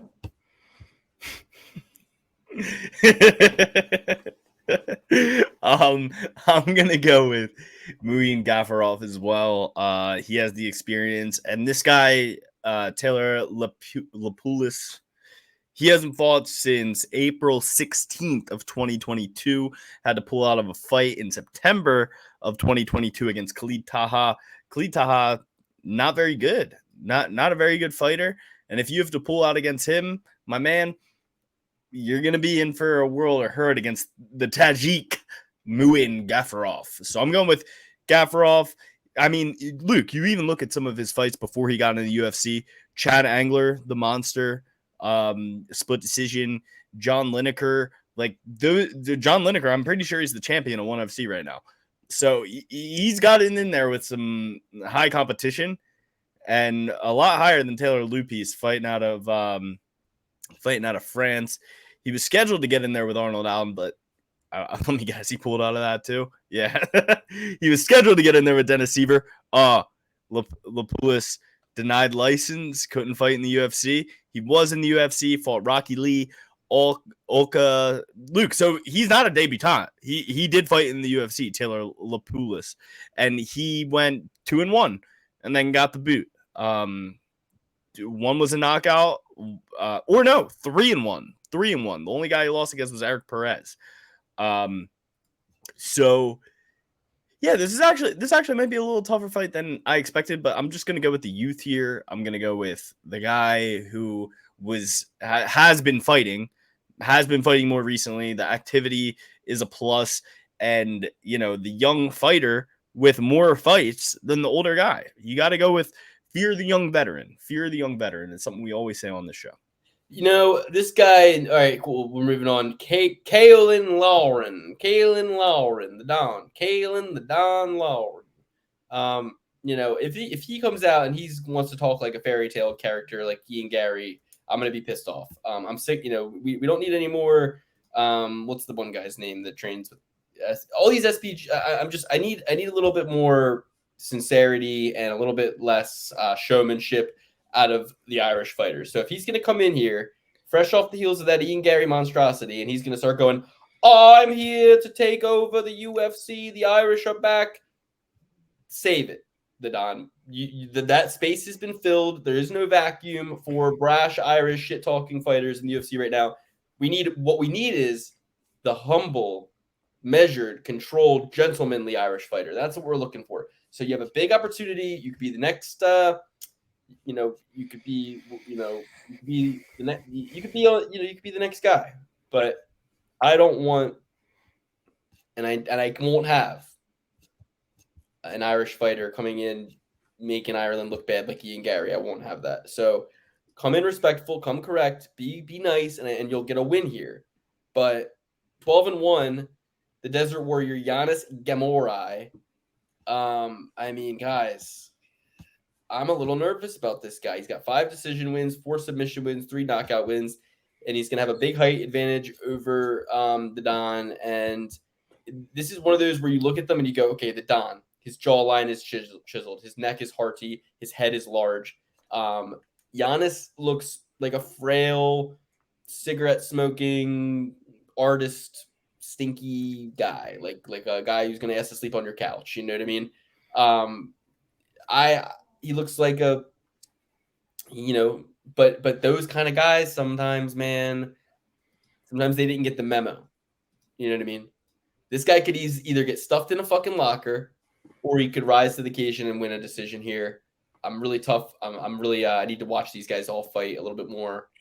What do you think, Alex? The biggest problem with Colin is these guys want to say that Francis Ngannou might not know how old he is. Tapology doesn't even know how old Lauren is right now, and he's from Ireland. So if we're going to talk about birth certificates and stuff like that, I think we got to call that. I never like that. I never like doing. I think we got to call Ireland to court right now if they're not going to give us this guy's age. I want the age. Probably too busy whooping his ass.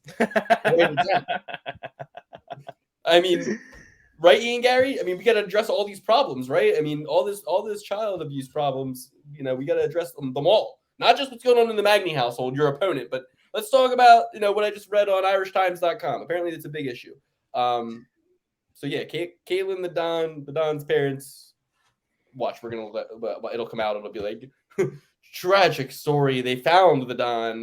They found him when he was a babe in a pasture, in a manger in Ireland. He nursed off the calf butter, and then he came about the greatest fighting man we ever had. Yeah, I'm Irish. I'm Irish. Right? I'm Irish. I'm as Irish as anybody else in this country, in America, right? I'm as Irish as Paul Felder, tell you that much. Just because you I'm don't also from the Philadelphia area. Yeah, I mean, I'm gonna go with the Don here. I mean, there's not really a lot on either of these guys. Paul, if he watched one season of the Sopranos, he'd start talking about how he's got his my grandmother is Italian. I mean, I'm Irish Italian. You know what I mean? Because everybody from our area, Philadelphia, the coast, they got something. They got something. The New Jersey, everybody in New Jersey and New York and Philly region, everybody is Irish and Italian. So hardcore somehow. You know what I mean? They all want to, and you know why they claim them? Because they got the funnest holidays and they got the funnest food. That's the only reason.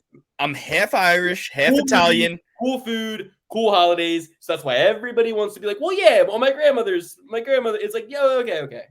I'm 50% Irish, 50% Italian, 50% crazy, 100% Virgo.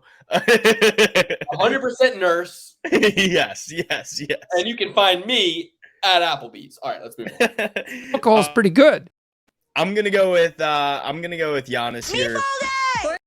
Until I get a birth date on this guy, Colin, he's not getting my vote. All right, I just like if you're trying to become a president, I need your birth certificate in my hands. I'm zooming in on his face. He just looks like a bully. He does look like a bully. I need him to be fireman, not jock bully guy, because his jaw is too chiseled, his head is too large. I mean, really, what we're dancing around here is it looks like it, based on the size and shape of his head. It's this, it looks like he's had supplementation. HGH, head growth, human growth hormone.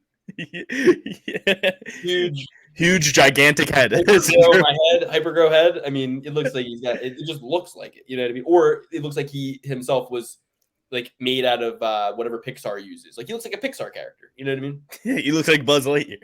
He's giving main character energy. All right. Well, let me go first on this next one because I have to pee so bad. I'm gonna go. But this next, I said I can run the show with my hands tied behind my back. No, I'm gonna go first on this one, so that way when you're done talking about it, okay, go ahead. I'll be done. We got Thiago Moises versus Benoit Saint-Denis. Benoit Saint-Denis, pussy as far as I'm concerned. Whoa! He's pulled out against Joe Selecki twice. What do you want from me? He's a pussy, bro. I'm just saying, Benoit Saint-Denis. I was gonna say if I'm taking both of these fighters' hearts and seeing which one weighs more than a pound of feathers, it's fucking Saint Denis. Moises, he's supposed to be submission guy. He got his head ripped off by Makhachev. He's supposed, you know what I mean? He's supposed to be submission guy. He gets knocked out by Alvarez. You know, and then he goes and gets 2 submissions. Okay, well, we gave you kind of scrubby guys. You know what I mean? So yeah, of course you submit these scrub guys. But point is, Benoit Saint Denis, he's submission guy. He goes out there, he submits Bonteam, who's submission guy. So whatever. Thiago Moises is my pick. I'll be back. You're crazy. Guys, do not listen to him. This is the first time he's defied me so far, or no, he picked Giannis last time. Yeah, I'm picking Lauren. But like I said, I need firefighter energy from I want to save a cat, help an old lady across the street. I don't need any more of the Ian Gary stuff. And the worst part about it is exactly what Eryk Anders said, right? It's that Ian Gary isn't that guy. He's a nice boy at the end of the day. He went down a bad path, like in terms of he's got a bit of a siren calling him into the rock situation going on. Got a little bit of a succubus situation going on right now. It won't last. You know what I mean? He's friends with Jake Paul. He's friends with Conor McGregor. He's going to be on the yacht. He's going to be with the ladies. You know what I mean? But I'm just saying he is a nice guy. I heard the story about his granddad with the Alzheimer's. I heard the story, and it's touching, dementia, whatever. And it's touching, and it makes it your heart. What people need to realize is that what we said about Ian Gary was that Dan and I got upset because Ian Gary said Brian Battle joins the long list of deluded fighters who thinks they can call me out, blah, blah, blah, blah, blah. Meanwhile, I'm on break, taking care, awaiting the birth of and he put a picture of himself in the baby store looking at strollers. I'm not worried about fights. I'm buying strollers. And we said, yeah. And, you know, if it's like, okay, so you're going to call Brian Battle deluded. I think he means delusional, but that's what he said. I'll never forget it. And I said, okay, so you've joined the long list of fighters who don't fight. Because, you know, at the time, if you guys remember, it's a lot of fighters these days who get a lot of media attention, get a lot of favorable matchups, get brought into matinee marquee matchup spotlights really quickly, and then want to pull the ladder up from under them, want to take long breaks, want to do social media, want to be influencers, want to get the bag here, want to get the bag there. It's the male version of OnlyFans when he's doing these better partnerships with Jake Paul. He's doing this, he's doing that. He's Mr. Baby Hands. He's Mr. Father of the Year, wanting to get a fucking TLC reality show or some shit. He's a Paige Van Zandt type. You know what I mean? It's Paige Van Zandt behavior. And no disrespect to Paige. I'm just saying I like my fighters where fighting is priority A, where that's what they like to do. And that's why I say keep them poor. I say stop paying these guys so much, Dana, because and you know, we go back to the one, and when Alex gets back, we'll talk about this, but we go back to the Wonder Boy example. Okay, Wonder Boy. He said he wanted the money. Dana White said, get lost. And everybody got mad. And then Dana had to re-explain it to you guys. He had to say, guys, I'm not giving Wonder Boy $250,000 because Michelle Pereira missed weight. We offered him another opponent, guys. We offered him somebody else who was going to make the weight. He said no. So he wanted the money. He was money grubbing. And it's very unbecoming to money grub. Alex, we're talking Wonder Boy. Dana White came out in the press conference. They asked him about it, and he completely confirmed what I said. He said, we offered him Ian Gary. He didn't. No, he said. Yeah, he said we offered him Ian Gary. He said when that guy dropped out again. I didn't hear him say we offered him Ian Gary. I heard him say we offered another opponent at 170. No. During the post fight, Dana said in the interview I saw. Dana said, "There's things in place here, guys. First of all, he missed the weight. Okay, so you get a percentage of the guy's purse. You get a percentage of the guy's purse if you take the fight. If you don't want to take the fight, there's other things we can do. For example, we had another fight that was ready. We had another fighter ready to step in at the weight. That's what he said. He didn't say Ian Gary. He said we had another fighter. Then he said Wonder Boy said no. So we said, okay, we're going to try to work on something for the future. And I think that you're mistaken during the post-fight press conference this past weekend. Prior press conferences. No, I'm saying this weekend. Dana White. I'm not talking about that one. I'm still talking about not paying Wonder Boy because what I was saying. Don't pay Wonder Boy. Yeah, but I said, how great is it that, you know, the billionaire in the room, the president of the company agrees with me, and all you idiots in the comment sections think you're right. Well, no, you're wrong. Proven you're wrong. I'm right. Don't pay these guys because you pay them. Like I said, Alex, the thing about Ian Gary that annoys us is that, you know, he wants to get the popularity from the UFC and then go Paige Van Zandt, get on Dancing with the Stars, and make this money outside of it so that he has money to not fight and hold up the sport and take spots. It's you know, and then he uses it to call out Wonder Boy, bro. Call out fucking what weight is he even at? 185 or 170? 170. It's hard to tell. He's such a weight bully, dropping down from 6'11", dropping down. So it's like, okay, so you're fighting at 170, and you don't want to fight Shavkat Rakhmonov, or that's 1185, right? No, that's Shavkat. Yeah, I always mix up it because Hamzat's always bouncing around. Mm-hmm. That's why. Well, I don't, for some reason it always messes me up with Rakhmonov. Rakhmonov is 170. For life. And That's who we should put Ian Gary with. It should be Shavkat Rakhmonov versus Ian Gary, and the winner fights for the title. Well, Luke, what I was referencing is that after he called out Wonderboy, Dana got into the press conference and they were like, any thoughts on, setting that fight up between Wonderboy and Ian Gary? And Dana White said Wonderboy was offered Ian Gary. He said no. And that's funny, right? Because Wonderboy always wants to fight these strikers. Here's a striker for you, Steven. Here's a striker for you, you old bitch. But that would and telling Chris Weidman this stupid shit, because Wonderboy is that one who comes out quick and says, it should be illegal to kick a guy in the knee. It should be illegal. It should be illegal to hyperextend the knee. It should be illegal. And then he fills Weidman's head with this foolishness. You know what I mean? Well, Tavares is a good guy, Weidman. It's a good fight for you because he probably won't kick your leg. He's a respectful guy. He's from Hawaii. They have a very respectful culture. And then Weidman goes, yeah, probably. And he goes, I was surprised that he kicked me in the leg. If I can't say what I wanted to say. Did you see BJ Penn on Rampage's podcast? I need to. It was amazing. You got to watch it. You do. He was like, he started off about how the Hawaiian wildfires were the result of not wildfire, but direct energy weapons. Because he said somehow my house burned down when I started going for governor. He was like, I don't really want to get into it too much, but somehow my house got burnt down. Or something like that. Look into it, guys. Antarctica treaty, direct energy weapons. It's a whole to-do. Anyway, it's not even hidden knowledge anymore, guys. Like if you're seriously still with the mainstream agenda and you're still with Elon Musk, NASA, like aliens are real. Aliens are coming. Oh, man. That's the thing, guys. The government came out and told you the aliens are coming. That's how you know they're not coming. That's how you know that it's going to be more wild. So you didn't believe them. You didn't believe the government when they told you aliens aren't real. They aren't coming. They're not doing any of this. But they have to be lying to me. And once we get hologram technology and all this bullshit, Operation Bluebeam, whatever, as soon as we get that, you're like, you know what? The aliens are real. And they went to those poor people's backyard and When you look into it, for the love of God, look into it. Operation Bluebeam. But that's Patreon talk. This is Patreon. We got to get into the Patreon for this, but it is a PSA. We got to let you guys know, don't believe the hype. You see these videos of them with. I mean, first of all, you see the videos of the hologram whales that are floating by in concerts and stuff, and it's you see the shit and you're like, guys, it's coming. They're gonna do a fake alien attack, and then they're gonna send real flying saucers that they've been having for years.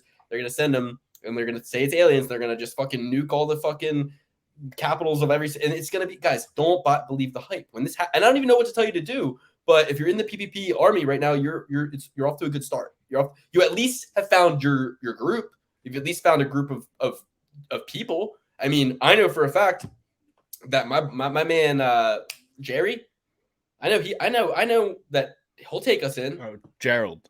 Jerry, I don't want to say his last name at this point, but Jerry will take us in, we need to have these. We need to make this podcast sort of like an underground network, kind of like a hustlers university type thing, But yeah, exactly. Yeah, because you guys got to escape the matrix, okay? I think we need to just start ushering people out of the matrix, but not out of the matrix and onto webcams. We need to get them out of the matrix and just do nothing with them. You know what I mean? I think that's where all the leaders mess up, is that they do stuff with the people who are their followers. We got to keep a distance. So let's just do the show, right? And, we'll dog whistle about the fake alien invasion that's oncoming. We'll let the people kind of know where we stand. We'll put the list of people we don't like on the, we'll put all the people. I don't know. I think I'd rather take the Andrew Tate. Probably a bad look. I think I'd rather take the Andrew Tate method of just having all these people in Hustlers University and then being like, okay, now chop up clips of my podcast and put it on TikTok for me, please. That would be helpful. But the thing is, we don't want, like I said, I was saying that we need that list of people who we don't support and the people who do support. But I think having lists combined with underground groups, gets weird. So maybe all college style pranks. Very light. Don't do what you're doing. Okay, moving on. All right, so I'm taking BSD, Benoit Saint Denis. Alex is taking Thiago Moises. Alex, make sure you note this small intermission in the timestamps.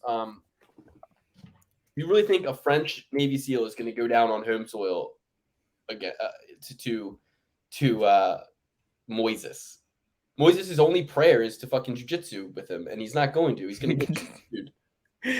His only prayer is to jujitsu with him. And he's not. He's going to get jujitsu. You sound like a 38-year-old mother finding out that you're going to jujitsu with him. He's going to do. Yeah. Well, Angalusa. I love Angalusa. I just love his name. I love Angelusa. Angelusa sounds like a slutty diner waitress, you know. Yeah. Angelusa.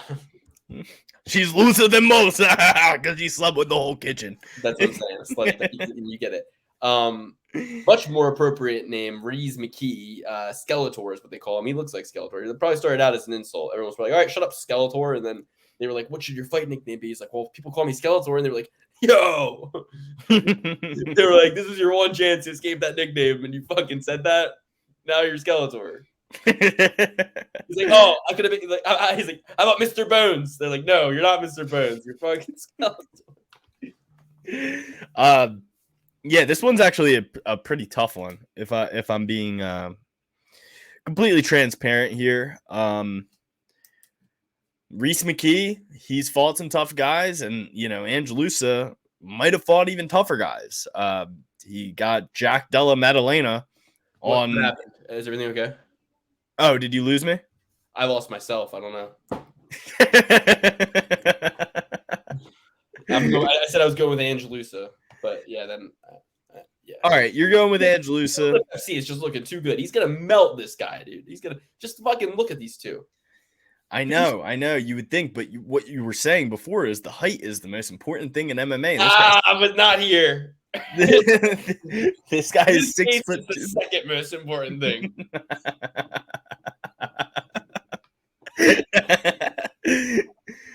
And the first one being that you're from Sweden or Switzerland. The most important thing is being from Switzerland, and that is what Luke was referencing.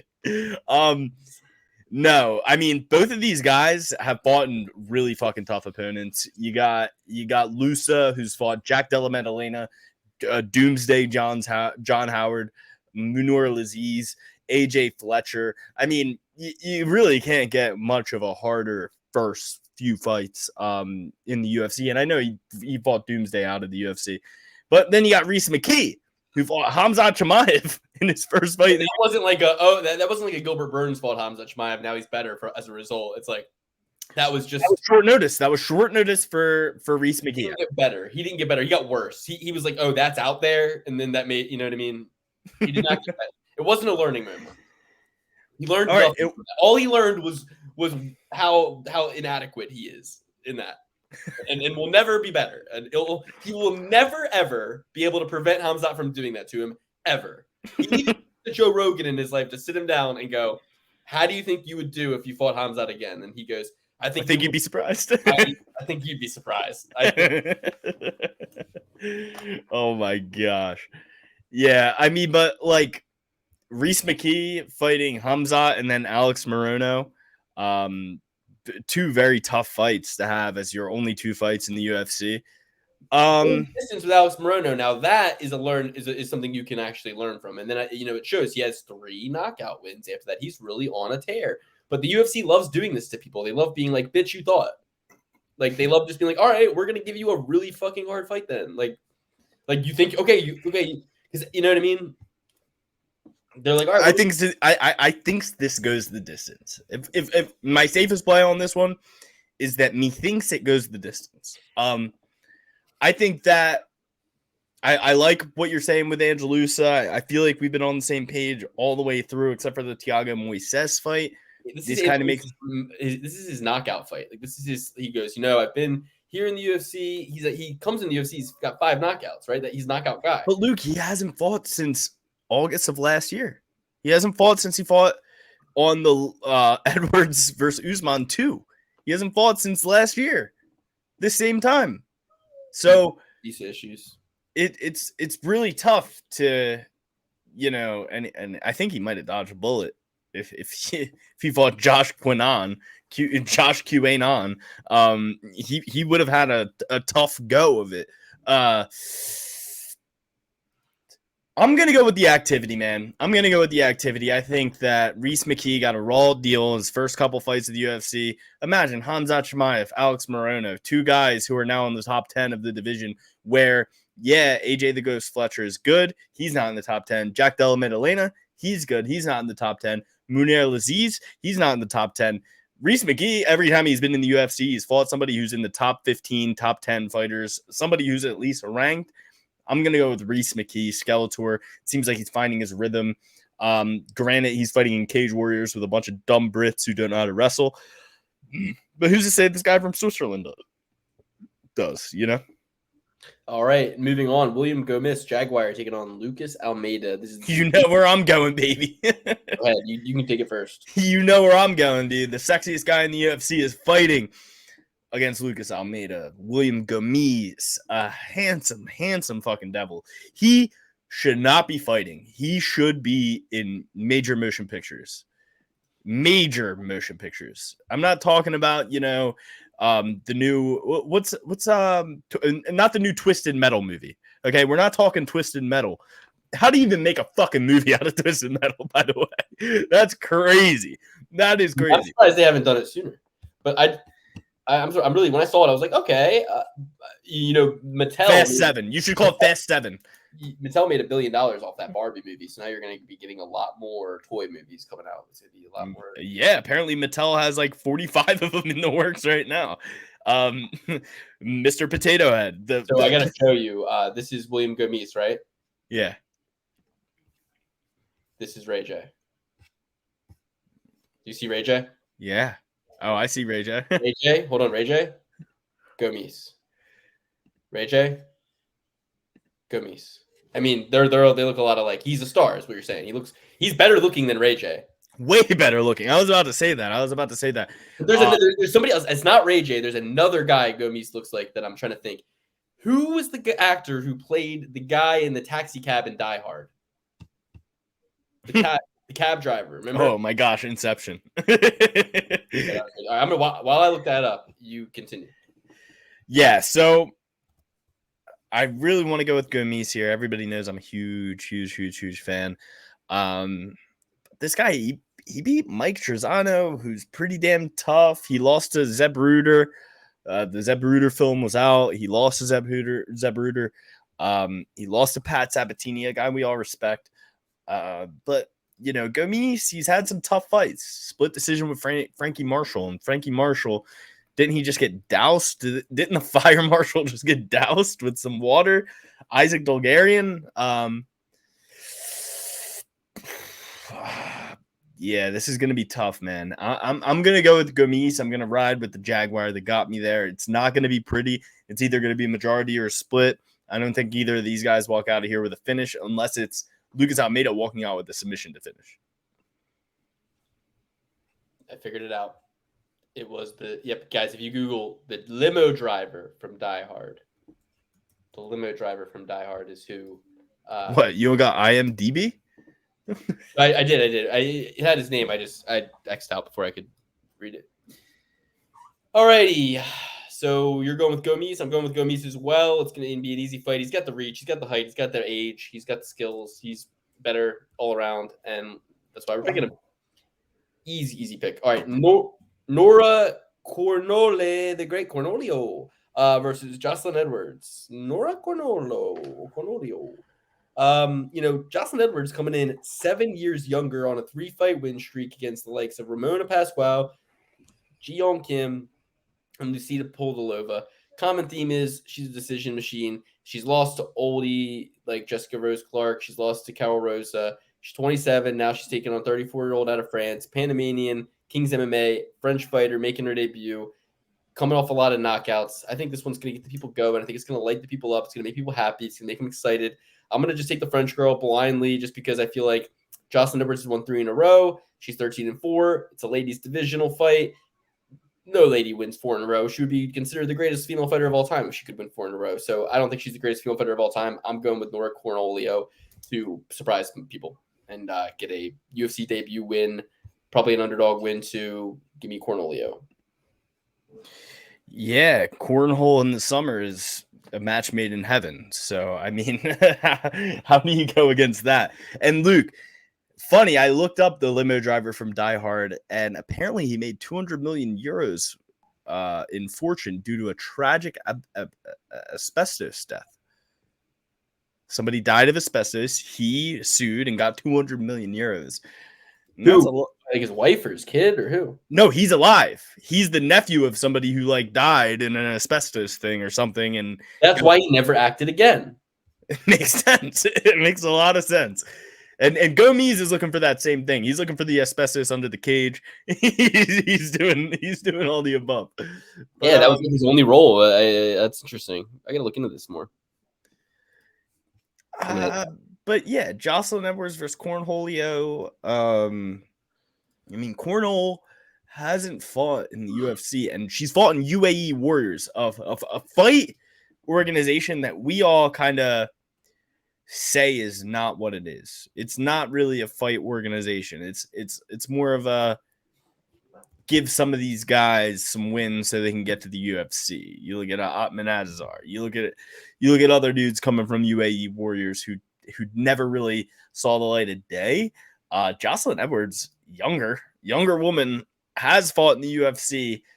Yes, she's coming off of 2 split decisions. Yes, she's 4-2 in the UFC. 4-2. She lost to bad fighters like Jessica Rose Clark and Carol Rosa and Sarah Alpar, but at least she has some of that experience. I'm going to go with Jocelyn Edwards, La Pantera. Luke is fading a lot of the Frenchies. The only Frenchie he's taking is Gomes and Saint Denis, 2 guys that I am also taking.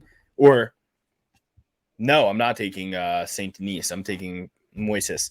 But me and Luke have a different read on these Frenchies in this fight. And I think that Jocelyn Edwards, where is she from? Panama?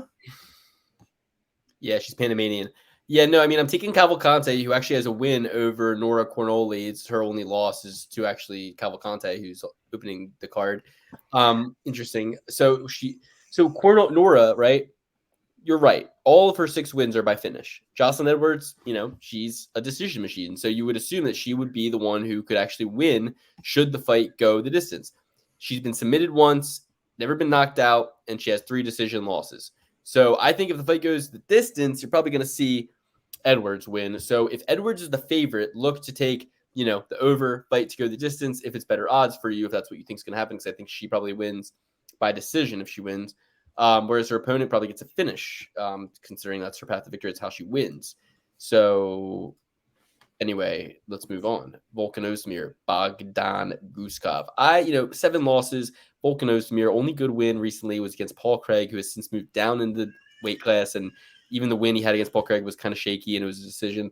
Volkan, he's been knocked out twice. He's been submitted twice. He's got 3 decision losses. I can safely say I imagine him getting knocked out in this matchup. He lost to Nikita Krylov. He lost to Ankalaev. He lost to Praska. No shame in any of this. What's that? Shut that baby up. It's probably the television.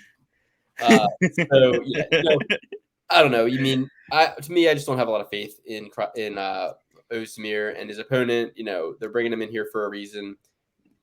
They're putting him at the top of the card for a reason. He looks like a Final Form Anthony Smith who never got tattoos and ruined his life. I like this guy Bogdan to go in and get a knockout. Bogdan's coming in on short notice. I don't know how short of notice, but it's his opportunity. Yeah. It's time to shine.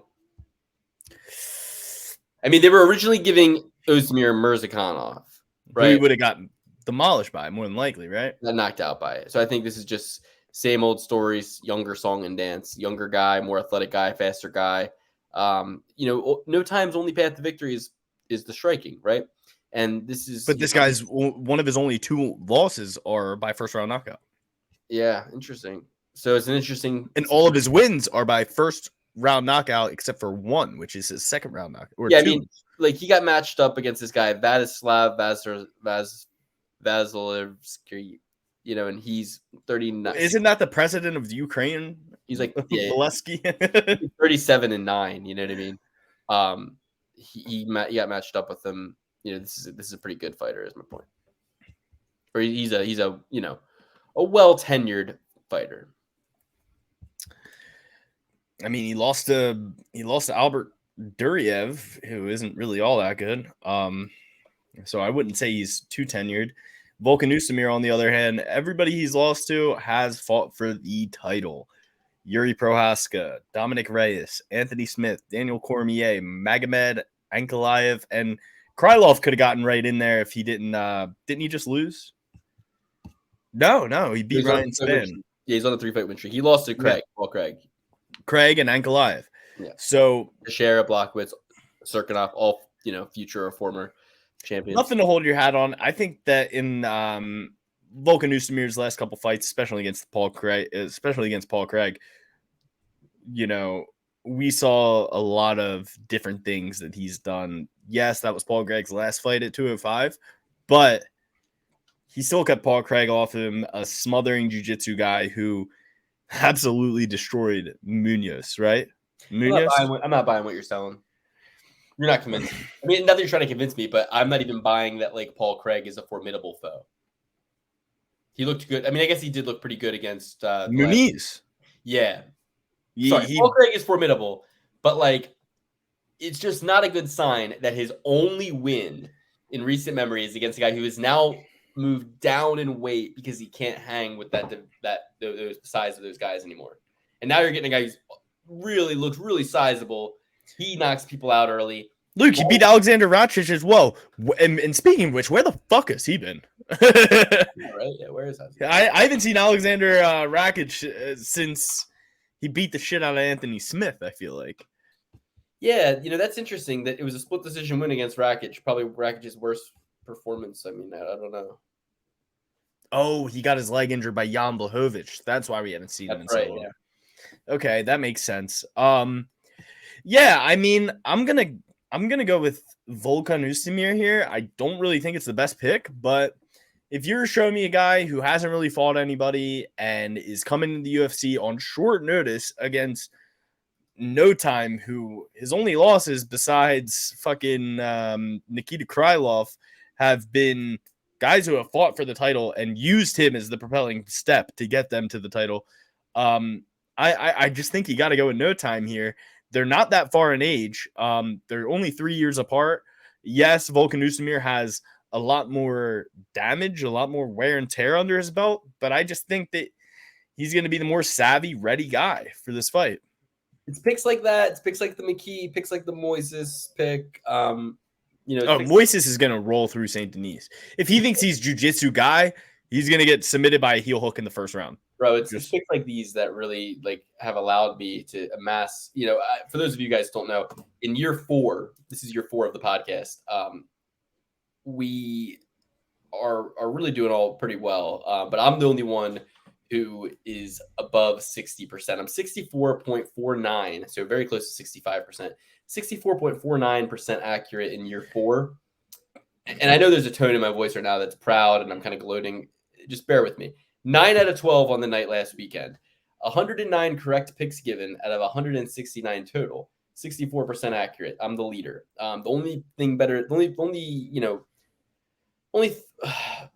only picks doing better than mine are the Triple certified picks, which we went 5 out of 6 on the night. Hubbard, Petrosky, Rodriguez, Tavares, Vera, O'Malley. 5 out of 6 on the night. O'Malley was Triple B certified. 59 out of 87 given in year 4. 67.8% accurate, so 68% accurate. Finished year 3, 70% accurate. So 68, 70, we're really floating in that predictable range over almost 1,000 picks that we can give you. If all 3 of us sync up, it's about 70% accurate, and we can say that over about 1,000 picks given almost. So really, really cool stuff. But, over the last few events, I'm on quite the heater picks-wise. 9 out of 12, 7 out of 11, 9 out of 11, 11 out of 15. Next, we got Holloway versus Chan Sung Jung. We're going to break that down on the Patreon. We already gave our full picks, but let's see if anything changed. We're going to go through the Patreon. We just got 2 more picks. We got the co-main event and the main event here to talk about. So let's sort of take a little intermission. I'm going to go use the bathroom. Alex, why don't you just kind of set the table for Rose versus Fiorot for everybody? By that, I mean, give the height, the reach, the last few matchups. do all the busy work while I go take a tinkle, come back, and we'll do the co-main, we'll do the main, and we'll hop over to that Patreon, and we will do a quick run through, just the two of us, of Holloway versus Chan Sung Jung. You got Dan's first takes. If you want Dan's revised picks, I guess you're gonna have to check his open bet sheet. We didn't anticipate that he would be stuck in Vegas. He went there for a bachelor party, and he sent me some footage actually of the crowd going wild when Sugar Sean won. So it looked like he had a pretty good time. But I'm sorry that Dan wasn't on this episode, but we brought Eryk Anders for you. Got a lot of good insights. I would say that's an upgrade. He was a good sport. He was a lot of fun. Hopefully he'll be on the show again. Big moment for our show. We've been doing this for 2 hours now. We gave you an interview. We gave you our picks. We gave you our recap. We Trophy certified Sean O'Malley. Let's fucking go, everybody. What we need you guys to do is just comment on everybody's videos while they're doing their live stream. Say Perfect Parlay Pursuit, Perfect Parlay Pursuit. Comment on MMA Guru's videos. Donate dollars to him. Say PPP sent me. We love you. Troll P sent me. Perfect Parlay Pursuit sent me. Just help everybody out. We got to all band together as allies now more than ever.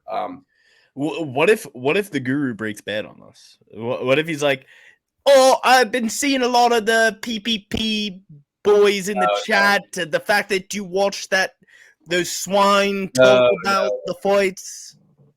I don't think that would happen. I think that, he understands that we're supportive of his cause. And that is that, even the Schmo, right? The Schmo, he said it. He said Ariel Helwani has an agenda. And you either like the CNN. Shout out to James Lynch for covering that too. James Lynch covered that very well. You either like James Lynch, friend of the show, been on the show, personal private consultant for the show. We've paid James Lynch money. You know what I mean? We've employed. We've taken him up upon his services. We use James Lynch as a consultant, a private consultant for the show. So what I'm trying to say is either watch the CNN of MMA, which is Ariel, or you watch the Tucker Carlson of MMA, which is I've never lost. Chael P. You know what I mean? And Chael is the type of guy. He keeps his friends close and his enemies closer. So don't let his friendship with Ariel fool you. He's just keeping a watchful eye on him. Chael's a legend, and so is the MMA Guru. So yeah, absolute. They all hand you checks. Bing, bing, bing, bing. Both absolute menches. And MMA you guys, Manpreet is a legend too. They all hand you checks. He pays us to say that. We are in his pocket. We are shills. Yeah, we got some of that. We got some of that prize money. That was the agreement. No. You naughty. You teasing me. You naughty. I'd love to have Guru. That is Manpreet. He's jacked now. That's him without the thing. He's jacked as shit now. He's coming for fucking revenge. Cut that out. All right, let's move on. Yeah, I would love to have the. Eryk Anders basically said. He said when it comes, he said all you football idiots. When it comes to the wrestling, when it comes to them getting in the wrestling ring, there's nothing up there. They're all oatmeal north of the eyebrows. They're all. So, challenge. The gauntlet has been thrown. Greg Hardy found out. Greg Hardy fucked around and found out. But I'll tell you what, the football players that wrestle, dangerous combination. Oh yeah. I remember a kid that I wrestled with at my high school. I'm not gonna, dox him or anything. He played football as well. He had an absolute Neanderthal eyebrow thing going on. He was a dog, and he would be ankle picking people on the football field. When they had the ball, he would just ankle pick them and then take them down in the middle of the field. It was a spectacular performance. It happens. All right, so Mountain Fiero versus Rose Namajunas. Rose Namajunas, Sean Strickland broke her brain. He put ideas and thoughts in her head that she didn't know she was allowed to have. Thoughts that she is suppressed and buried deep down. That Pat Barry told her she's not allowed to have. Those thoughts are thoughts that she plays into the piano night and day to try to make go away. And she trims the hedges she trims the little. She's in there with the potatoes and the tomatoes, and she's in there with the garden, and she pets her cat too hard, and she tries to make these thoughts go away. But Sean Strickland brought them to light, and at the end of the day. A mental. I love. I don't want to use the term. Rose. I've always loved Rose, but something about her has always seemed a little, you know what I mean, like hit or miss. and she's going in there in France, long flight, weird food. Someone's going to probably try to get her to eat a snail, and she's going to be like, that was too much, and she's going to freak out. But you know what? Also French, think about France, sensitivity, artistry, right? So actually, maybe she lands in French and she goes, oui, this is my place. I'm very moody. You know what I mean? I don't know, but I know Manon Fiorot from France. This is her area, her hometown. As the great GLP says, it's not a home field advantage, it's a disadvantage. She probably does have all these, people hitting her up for tickets and whatnot, but I think this is a tailor-made matchup. The UFC's chewed Rose up and spit Rose out. She's not fighting Weili for a third time. They're dead set on making Weili fight Zhao Yanan. Rose, they've done what they don't want Rose in there. Fuck that. Get Tatiana Suarez in there. Come on now. We will, but if we put Tatiana in there now, she'll be the champ for the rest of the time. So, but you knew what I'm saying, right? They're done with Rose. And the UFC's mean. They chew people up, they spit them out. And they chewed her up and they spit her out. She thinks she's on the way back to a title. No, you're getting the Holly Holm treatment. They're gonna build people off the back of the Rose Namajunas name and legacy. And Fiorot will be one of them. Give me the wolf, the she-wolf, Manon Fiorot. Yeah, I mean, a lot of people would be surprised, but Rose Namajunas is actually the younger fighter in this bout. Why would you be surprised? Because she's been fighting in the UFC longer. Oh, okay. Because everybody's like, oh, Manon Fiorot, she's the hot new toy on the block. Carla Esparza absolutely stinks. She's the stinkiest fighter. She stinks so bad to the high heavens, and I don't like Carla Esparza. I will deal with no Cookie Monster slander around here. Right, I'm just saying she stinks, and Rose lost to her. Think about that. And she was afraid of her even more so. She was afraid to even fight. So I can't reward bad behavior on this one. But Fiorot, not necessarily great behavior, but Caitlin Chukagian's a tricky bitch in there. And to get her out of there, not get out of there, but to win a decision against her, tough to do. Especially because she has some of the better grappling. And Caitlin is just pesky. She's a pet. Like I said, she's tricky. She's pesky. She's hard to... speaking of which, in 15 minutes, it's very hard to walk away with your hand raised if you're in there with Caitlin Chukagian in 15 minutes. Speaking of which, let us not forget that Dan owes a gallon of milk to Caitlin Chukagian. Let us not forget that. Well, I'll tell you what, if JJ Aldrich loses, you're gonna owe her a gallon of milk because you keep saying she's a milk drinker. She is a bag of milk. That's what they actually have in the UK. They don't have cartons of milk in the UK, Luke. Guys, before we saw the odds, Alex and I picked Na Liang against JJ Aldrich. We looked at the flight time to get to Singapore. I'm gonna check in with Alex, see if anything's changed in the Patreon. But you got to join the Patreon. You got to see what's up with this shit because we didn't know what the odds were. Na Liang's a plus 400 fucking dog, guys. So I'm like, Jarno Aaron's dog, Nia Lang's dog, Billy Golf's dog. First 3 fights of the night, I have all 3 dogs. I could literally just, if I get those 3 right, fucking, and then Bedoya after that, we'll call it a fucking day, baby.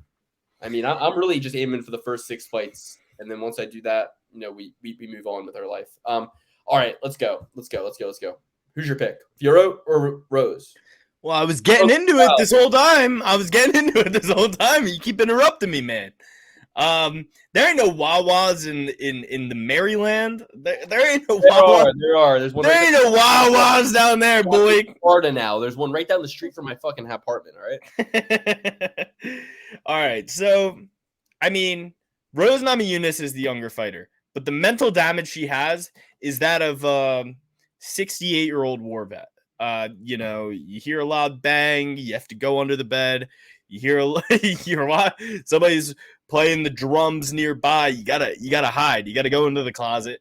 I just feel like Rose Namajunas has like a little bit of shell shock, something like that. I want to call her a mental something, but I'm not allowed to say that anymore. People told me I'm not allowed to call people mental. Insert there. But she's a head case, which I did get in trouble for calling a high school basketball player a head case once at one of my little brother's games. Yeah, man, I want to take Manon Fiorot so bad. Like, I really do. She's probably going to be the dog. Rose Namajunas has the name recognition. Manon Fiorot hasn't lost a fight since her first fight ever. Jennifer Maia. Caitlin Chukagian. 2 women I took to beat Manon Fiorot. Where does Rose Namajunas have the advantage? Excuse me. Probably on the ground. But Much like we saw with Sugar Sean O'Malley versus Aljamain Sterling, this is a taller woman by 2 inches, longer reach, 1 inch. And that's a whole 3 centimeters. Man, I don't feel comfortable with it. I don't feel comfortable with it at all. But we got a Frenchie coming out of France, staying in France, doesn't have a huge flight on her hands. She's fighting out of France. Luke said fade the Frenchies, but I'm riding with the Frenchie on this one. I feel like she's probably going to be the dog too, just because of the name recognition of Rose Namajunas, former champ, 2-time, 3-time former champ. Yeah, I think pick 'em. You know what I mean? I think it'll be a pick 'em. I'm going to check it out now, but shit. Hold on one sec before we get into that. Conor McGregor. I saw that the fight was scheduled for December, and then Dana White said that it's probably going to end up being next year. What fight? Like him and Michael Chandler. I saw that it was scheduled. I might have got duped again. Boys, I'm getting duped. I'm getting duped. It was officially, I think it was officially announced. And then after the Aljamain Sterling fight, Dana White said that's probably happening next year. Yeah, I mean, who knows? Did Dana not get the news, or his fucking bum ass ears not working?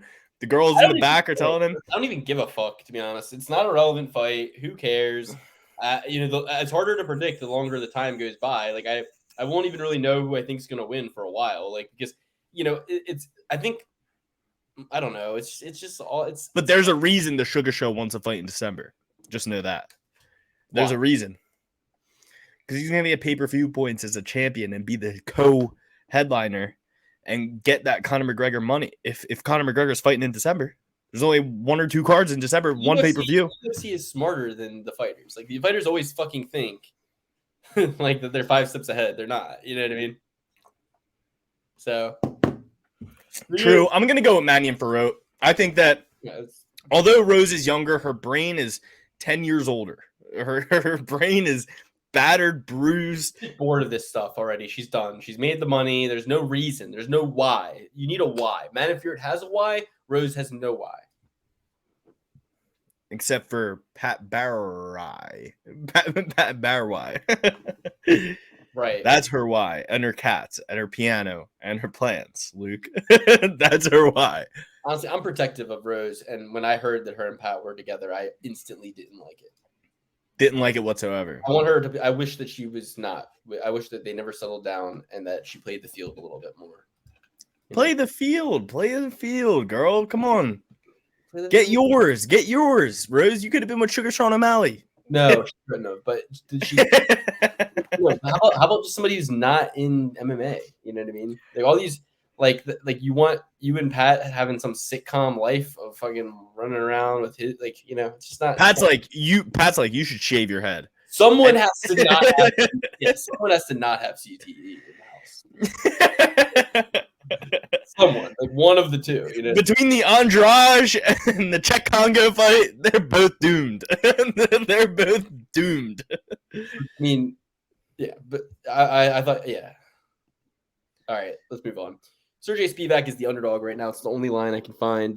Plus 152 to Cyril Gane, minus 196 on FanDuel as of this moment. And my instinct, I wrote here, Spivak.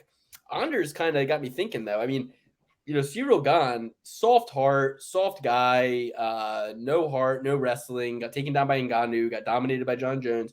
John Jones, I mean, that was like the Justin Gaethje versus Tony Ferguson fight in that John Jones did not think it was going to be that easy, I don't think. I mean, let's be real. He came out, John was looking like Jamal Hill. He was not looking like he was in great shape. I'm not saying he wasn't, but he wasn't looking like he was in great shape. And Cyril Gane just rolled over. He just let him win. He just, you know, put up no fight at all. Bad taste in my mouth from Cyril Gane. Like caviar or escargot. It's just, I spit it out.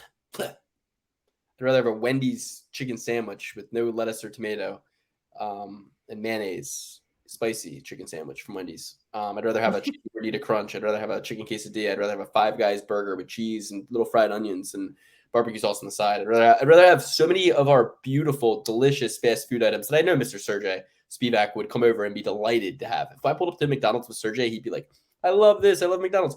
But, Gon would like the McDonald's ironically, and then he would complain about gas and a bellyache after. He'd be like, I love McDonald's, but it gets me too much gas. How you say gas? And I'll say, gas. You said it. It was gas. Right. And I'll be like, yeah, but my point is they think we all eat hamburgers. They're disrespectful. Sergey, he has no room being disrespectful to anybody. He looks like Nosferatu. He's ugly as sin. He's larchy. He's got the height, weight, size, disposition of a janitor. He's not starting any OnlyFans anytime soon. But there's something adorable about him.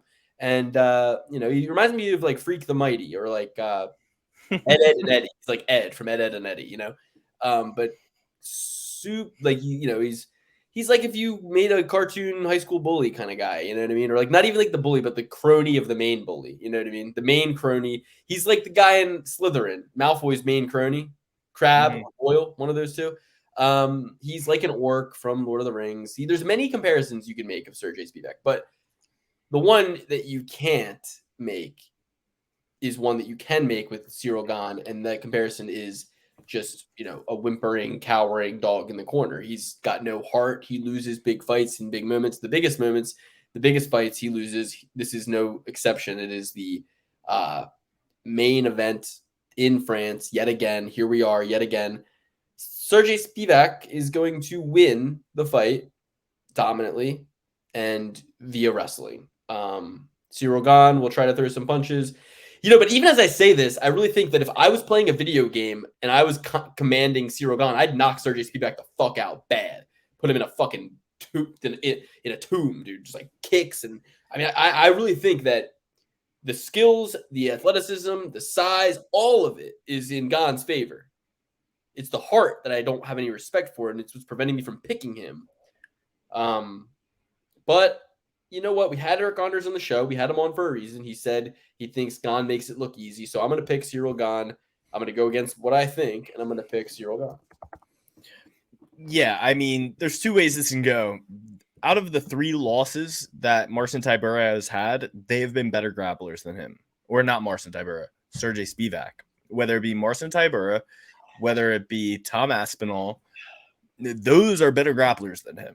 And they had him worried on the feet as well. I think that Cyril Gahn, all he can really do on the ground is maybe get a leg lock. And there is something to be said about Cyril Gahn, how the only 2 people he has lost to are champions of the heavyweight division in the UFC. And the fact that Cyril Gahn came into the UFC as a 3-0 fighter, Luke. He went through 3 guys, and this goes to show how top heavy the heavyweight division is. And even at the top of the heavyweight division, it's not very dense. Like, what is Tai Tuivasa still number 5 in the world at heavyweight? What does John Jones do to Tai Tuivasa? What does he do? He takes his shoe off, beats him with it. He takes that shoey and he beats him with that shoe. But if you look at everybody that Cyril Gahn has beaten in the UFC, not a single wrestler. Rafael Pasoza, not in the UFC anymore. Dontel Mays wouldn't know a takedown if it slapped him in the face. Tanner Boser, okay? Junior Dos Santos, old 2020 Junior Dos Santos. Jairzinho Rosenstruck wouldn't know a takedown if it hit him in the face.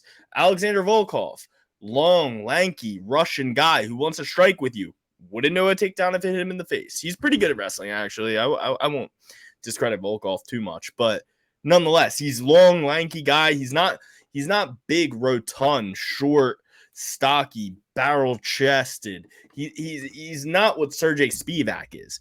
Derek Lewis has never went for a takedown ever. Tai Tuivasa has never went for a takedown ever. Only 2 guys he lost to. You're telling me Francis Ngannou's out wrestling you. You're telling me Francis Ngannou's not out wrestling you. Sergey Spivak's going to get it done unless it's a Walt Harris type of knockout where he just gets knocked out super quick. I think that the longer this fight goes on, Sergey Spivak is in the fight. He's going to put the pressure on Cyril Gahn. He is going to make Cyril Gahn quit. Like Luke said, he doesn't have a lot of heart. I'm going with Sergey Spivak. Here's the thing, though. He was the exact same kind of line, plus 195 against Tom Aspinall, and he got knocked out quick. And Tom Aspinall, again, just, But you're worried about that takedown. You're worried about his jiu-jitsu. It's different. He has good enough grappling to keep you off of him. Tom Aspinall kind of like bigger than Tom Aspinall in terms of like his athleticism and his ability to sprawl his hips, and like he's a basketball kind of guy. You know what I mean? Like, so meaning like Ciryl Gane is like way more athletic and explosive than Tom Aspinall. You'd have an easier time getting Tom's ass to the ground than you would getting Cyril's ass to the ground. You know what I mean? Disagree. Now, when you get Tom to the ground, you have a lot more to worry about. Tom Aspinall finishes Ciryl Gane in the first round, key lock from mount. That's it. That's how that goes. That's why that fight hasn't been made. Everybody's wondering, why isn't Tom Aspinall? He was the winner of these two, is what he said. But, Walt Harris and Tom Aspinall have that kind of heartiness that I feel like Jared Bandera, Olenek, Sakai, Philippe, Lewis even don't have. You know what I mean? Like, I don't know. I'm just saying, like, Gane's a lot more like Harris and Aspinall than he is against like any of the other opponents. Gane's a lot more like Greg Hardy than any of these guys. He's got the same build as Greg Hardy. He is the Anthony Joshua of the UFC. Yes, he's an Adonis. Yes, he's handsome as fuck. Yes, he has the beautiful pecs, beautiful body, looks like a statue. Yes, but how many times did Fedor Emelianenko destroy guys who had a better physique, a better, striking portfolio than him, and he would just take him down and Kimura them? And I think that's what's going to happen. I think Ciryl Gane's going to get Kimura. No, he's going to kick Sergey in his belly and then punch him in his head. All right, fair enough. Their attributes aren't that far off. I think Ciryl Gane's just a little taller, and sorry, it was painful. The vision was coming into my head. It was like showing me. I was like, okay, just I think the universe was like, you want to know? Like, you guys are sitting here talking. I was like, it showed a left body kick, like Gane. He's going like Spivak's going like this. He's like ducking in, and as he's ducking in, Gane's like skirting off to the side, and then when he gets back up, boom, boom, boom, and he's hitting him with a left body kick and a left leg kick, and hitting him with leg kicks and stuff, and then all of a sudden left body kick punch, and then he knocks him out. I don't know. Francis Ngannou out wrestled him, and Sergey Spivak is still a hardy boy. He's still a big guy. Wrestled him in a moment, and in a moment when he kind of like went for a leg lock and was willing to grapple with him, and also probably wasn't expecting the fight to even really be there. And it was, Gane's problem, I think, is that he's a guy who chokes when the spotlight's on him. I did say that earlier. And I said, and the spotlight's on him again, but it's not really. This is actually not really a spotlight on you kind of thing. It's not a pay-per-view. And yes, he's the main event, but he's the main event against Sergey Spivak, a guy nobody fucking knows. Nobody even knows this fight's happening. So I think this is where Gane kind of is going to feel the lights dim a little bit and go, okay, like it's just little things, right? It's like, the Factor Thorn meal kits that they have for the fighters. It's not the good stuff that they had when I was fighting in the against Ngannou. It's not the good stuff they had when I was fighting against Chandran. It's like the fight night stuff's a little different, The bus that picks you up, the shuttle it's just a little different. I don't know. Everything's just gonna feel a little different, and I'm hoping it does. I'm hoping that they make him not feel special. Don't make Gane feel special. Make him feel like, okay, I have something to prove. What if I told you that Ciryl Gane's only first round finish ever in the UFC? Junior Dos Santos. Rafael Pizzona, or whatever the hell this guy, Pizzosa, arm triangle choke. Do you think Sergey Spivak is going to let him arm triangle choke him? Because every time Ciryl Gane gets a knockout, it's in the second or third round. Second or third round every time since he's been in the UFC. He has not finished anybody in the first round. And I think Sergey Spivak is going to have that. He's going to keep ticking. Like the Timex watches that the UFC's selling. It takes a licking, but keeps on ticking. And I think that the polar bear is going to keep on ticking and just wear on him. Yeah, Gane might win the first round, but is he going to be able to consistently knock down Sergey Spivak? Because we all know Ciryl Gane is a point fighter. He is point fighter guy. He would rather win in technical fashion, Luke, like with a heel hook, like with a third round stoppage, like with a second round stoppage. That's how he wins. He doesn't win with these spectacular flash knockouts because he's a intellectual fighter. I'm so sick of these intellectual fighters. You're all fucking idiots. You're going in there and fighting in your underwear in front of thousands of people, human cockfighting, as John McCain would say. It's fucked up, and he is not a smart guy. He plays FIFA all day.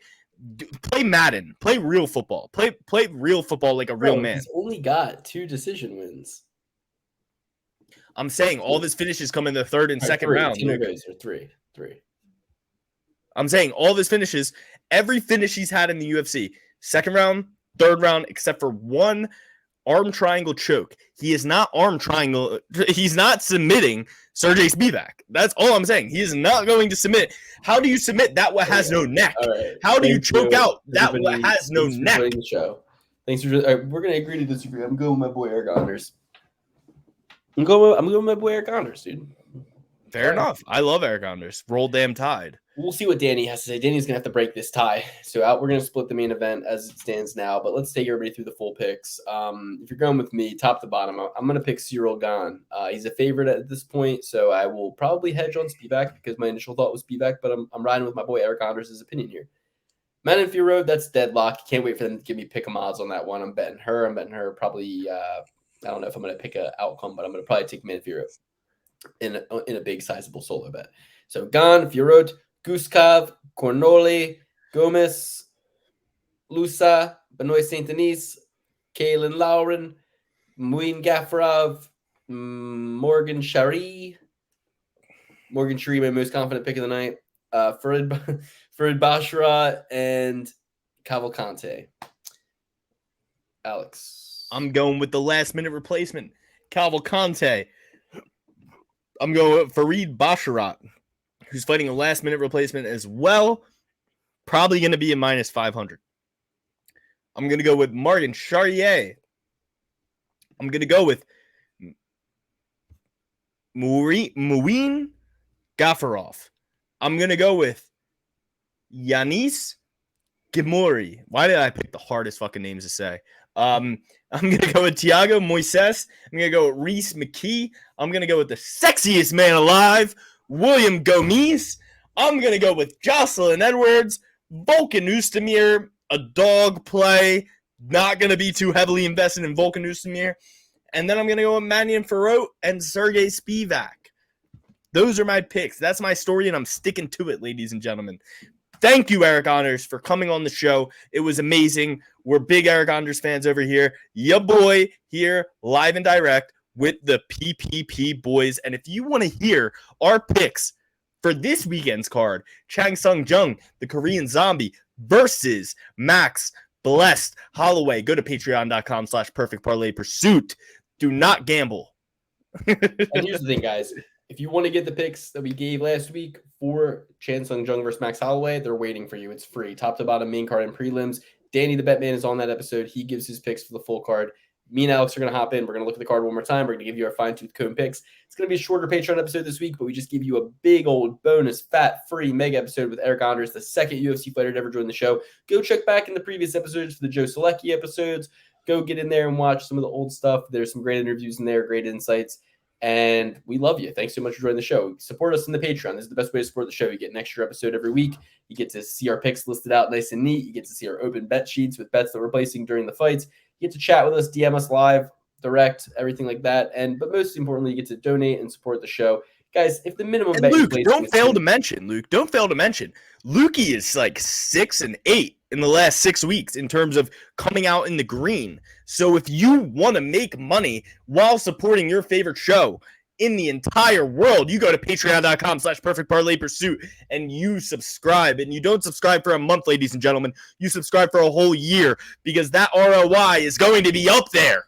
And fellas, no guarantees of winnings, no guarantees of money, not financial advice, entertainment purposes only, and always bet responsibly. I should say. How many years of you're going to see? Listen, you're going to get in there. You're going to see my open bet sheets. You're going to see a lot of losses too. You're going to see a lot of weekends where I didn't win any money, and you're going to see a lot of weekends where I lost a lot of money before I won any money. So it's a risk. It's a game. It's fun. Entertainment purposes only. I play with the money I would spend at restaurants and bars. I've never gone to a restaurant and a bar and left with more money. I've always just left with a full belly and, usually a hangover the next day. So sometimes I like to bet on the UFC with the money that I would otherwise use to go out and spend on entertainment. this is the way my grandmother taught me. She was a very ancient and respectable gambler, and you got to use it as just entertainment, guys. Make the fights more interesting. Hope to win money sometimes, but never expect it. Not financial advice. As always, go seek help and quit gambling. Quit all vices, like Eryk Anders said. He said his only vice was gambling, and he doesn't do it. That's amazing. Like, I mean, I have Discipline. like 10 vices, and I'm That's some Nick Saban discipline, Luke. That's some Nick Saban instilled discipline right there. Discipline in my life. So I say we need to learn from these fighters, and we need to maybe even go start training in a Bruce Wayne, Batman-esque kind of way. Alex, I'm going to need you to do really good timestamps this week. Put your all into it. Do them with a fine-tooth comb. Really put the nitty-gritty in, different topics that Eryk was mentioning and talking about. Pretty much rewatch. I just put it under Eryk Anders. Pretty much just go rewatch this whole episode. But guys, support the show because we want to do big things. And by big things, I mean we want to get money and then have like a set and like microphones and like good things with the show. And then, maybe even pay guests to come on the show. I would love to be able to just make people unable to refuse to do our show because we are offering them so much money. Maybe we can get Ian Gary's wife on if we have like $500 in the Patreon. So get in there, support us. Thank you very much. We love you. And without further ado, let's do the Patreon episode, Alex. I'm pretty drunk. Let's fucking go, baby.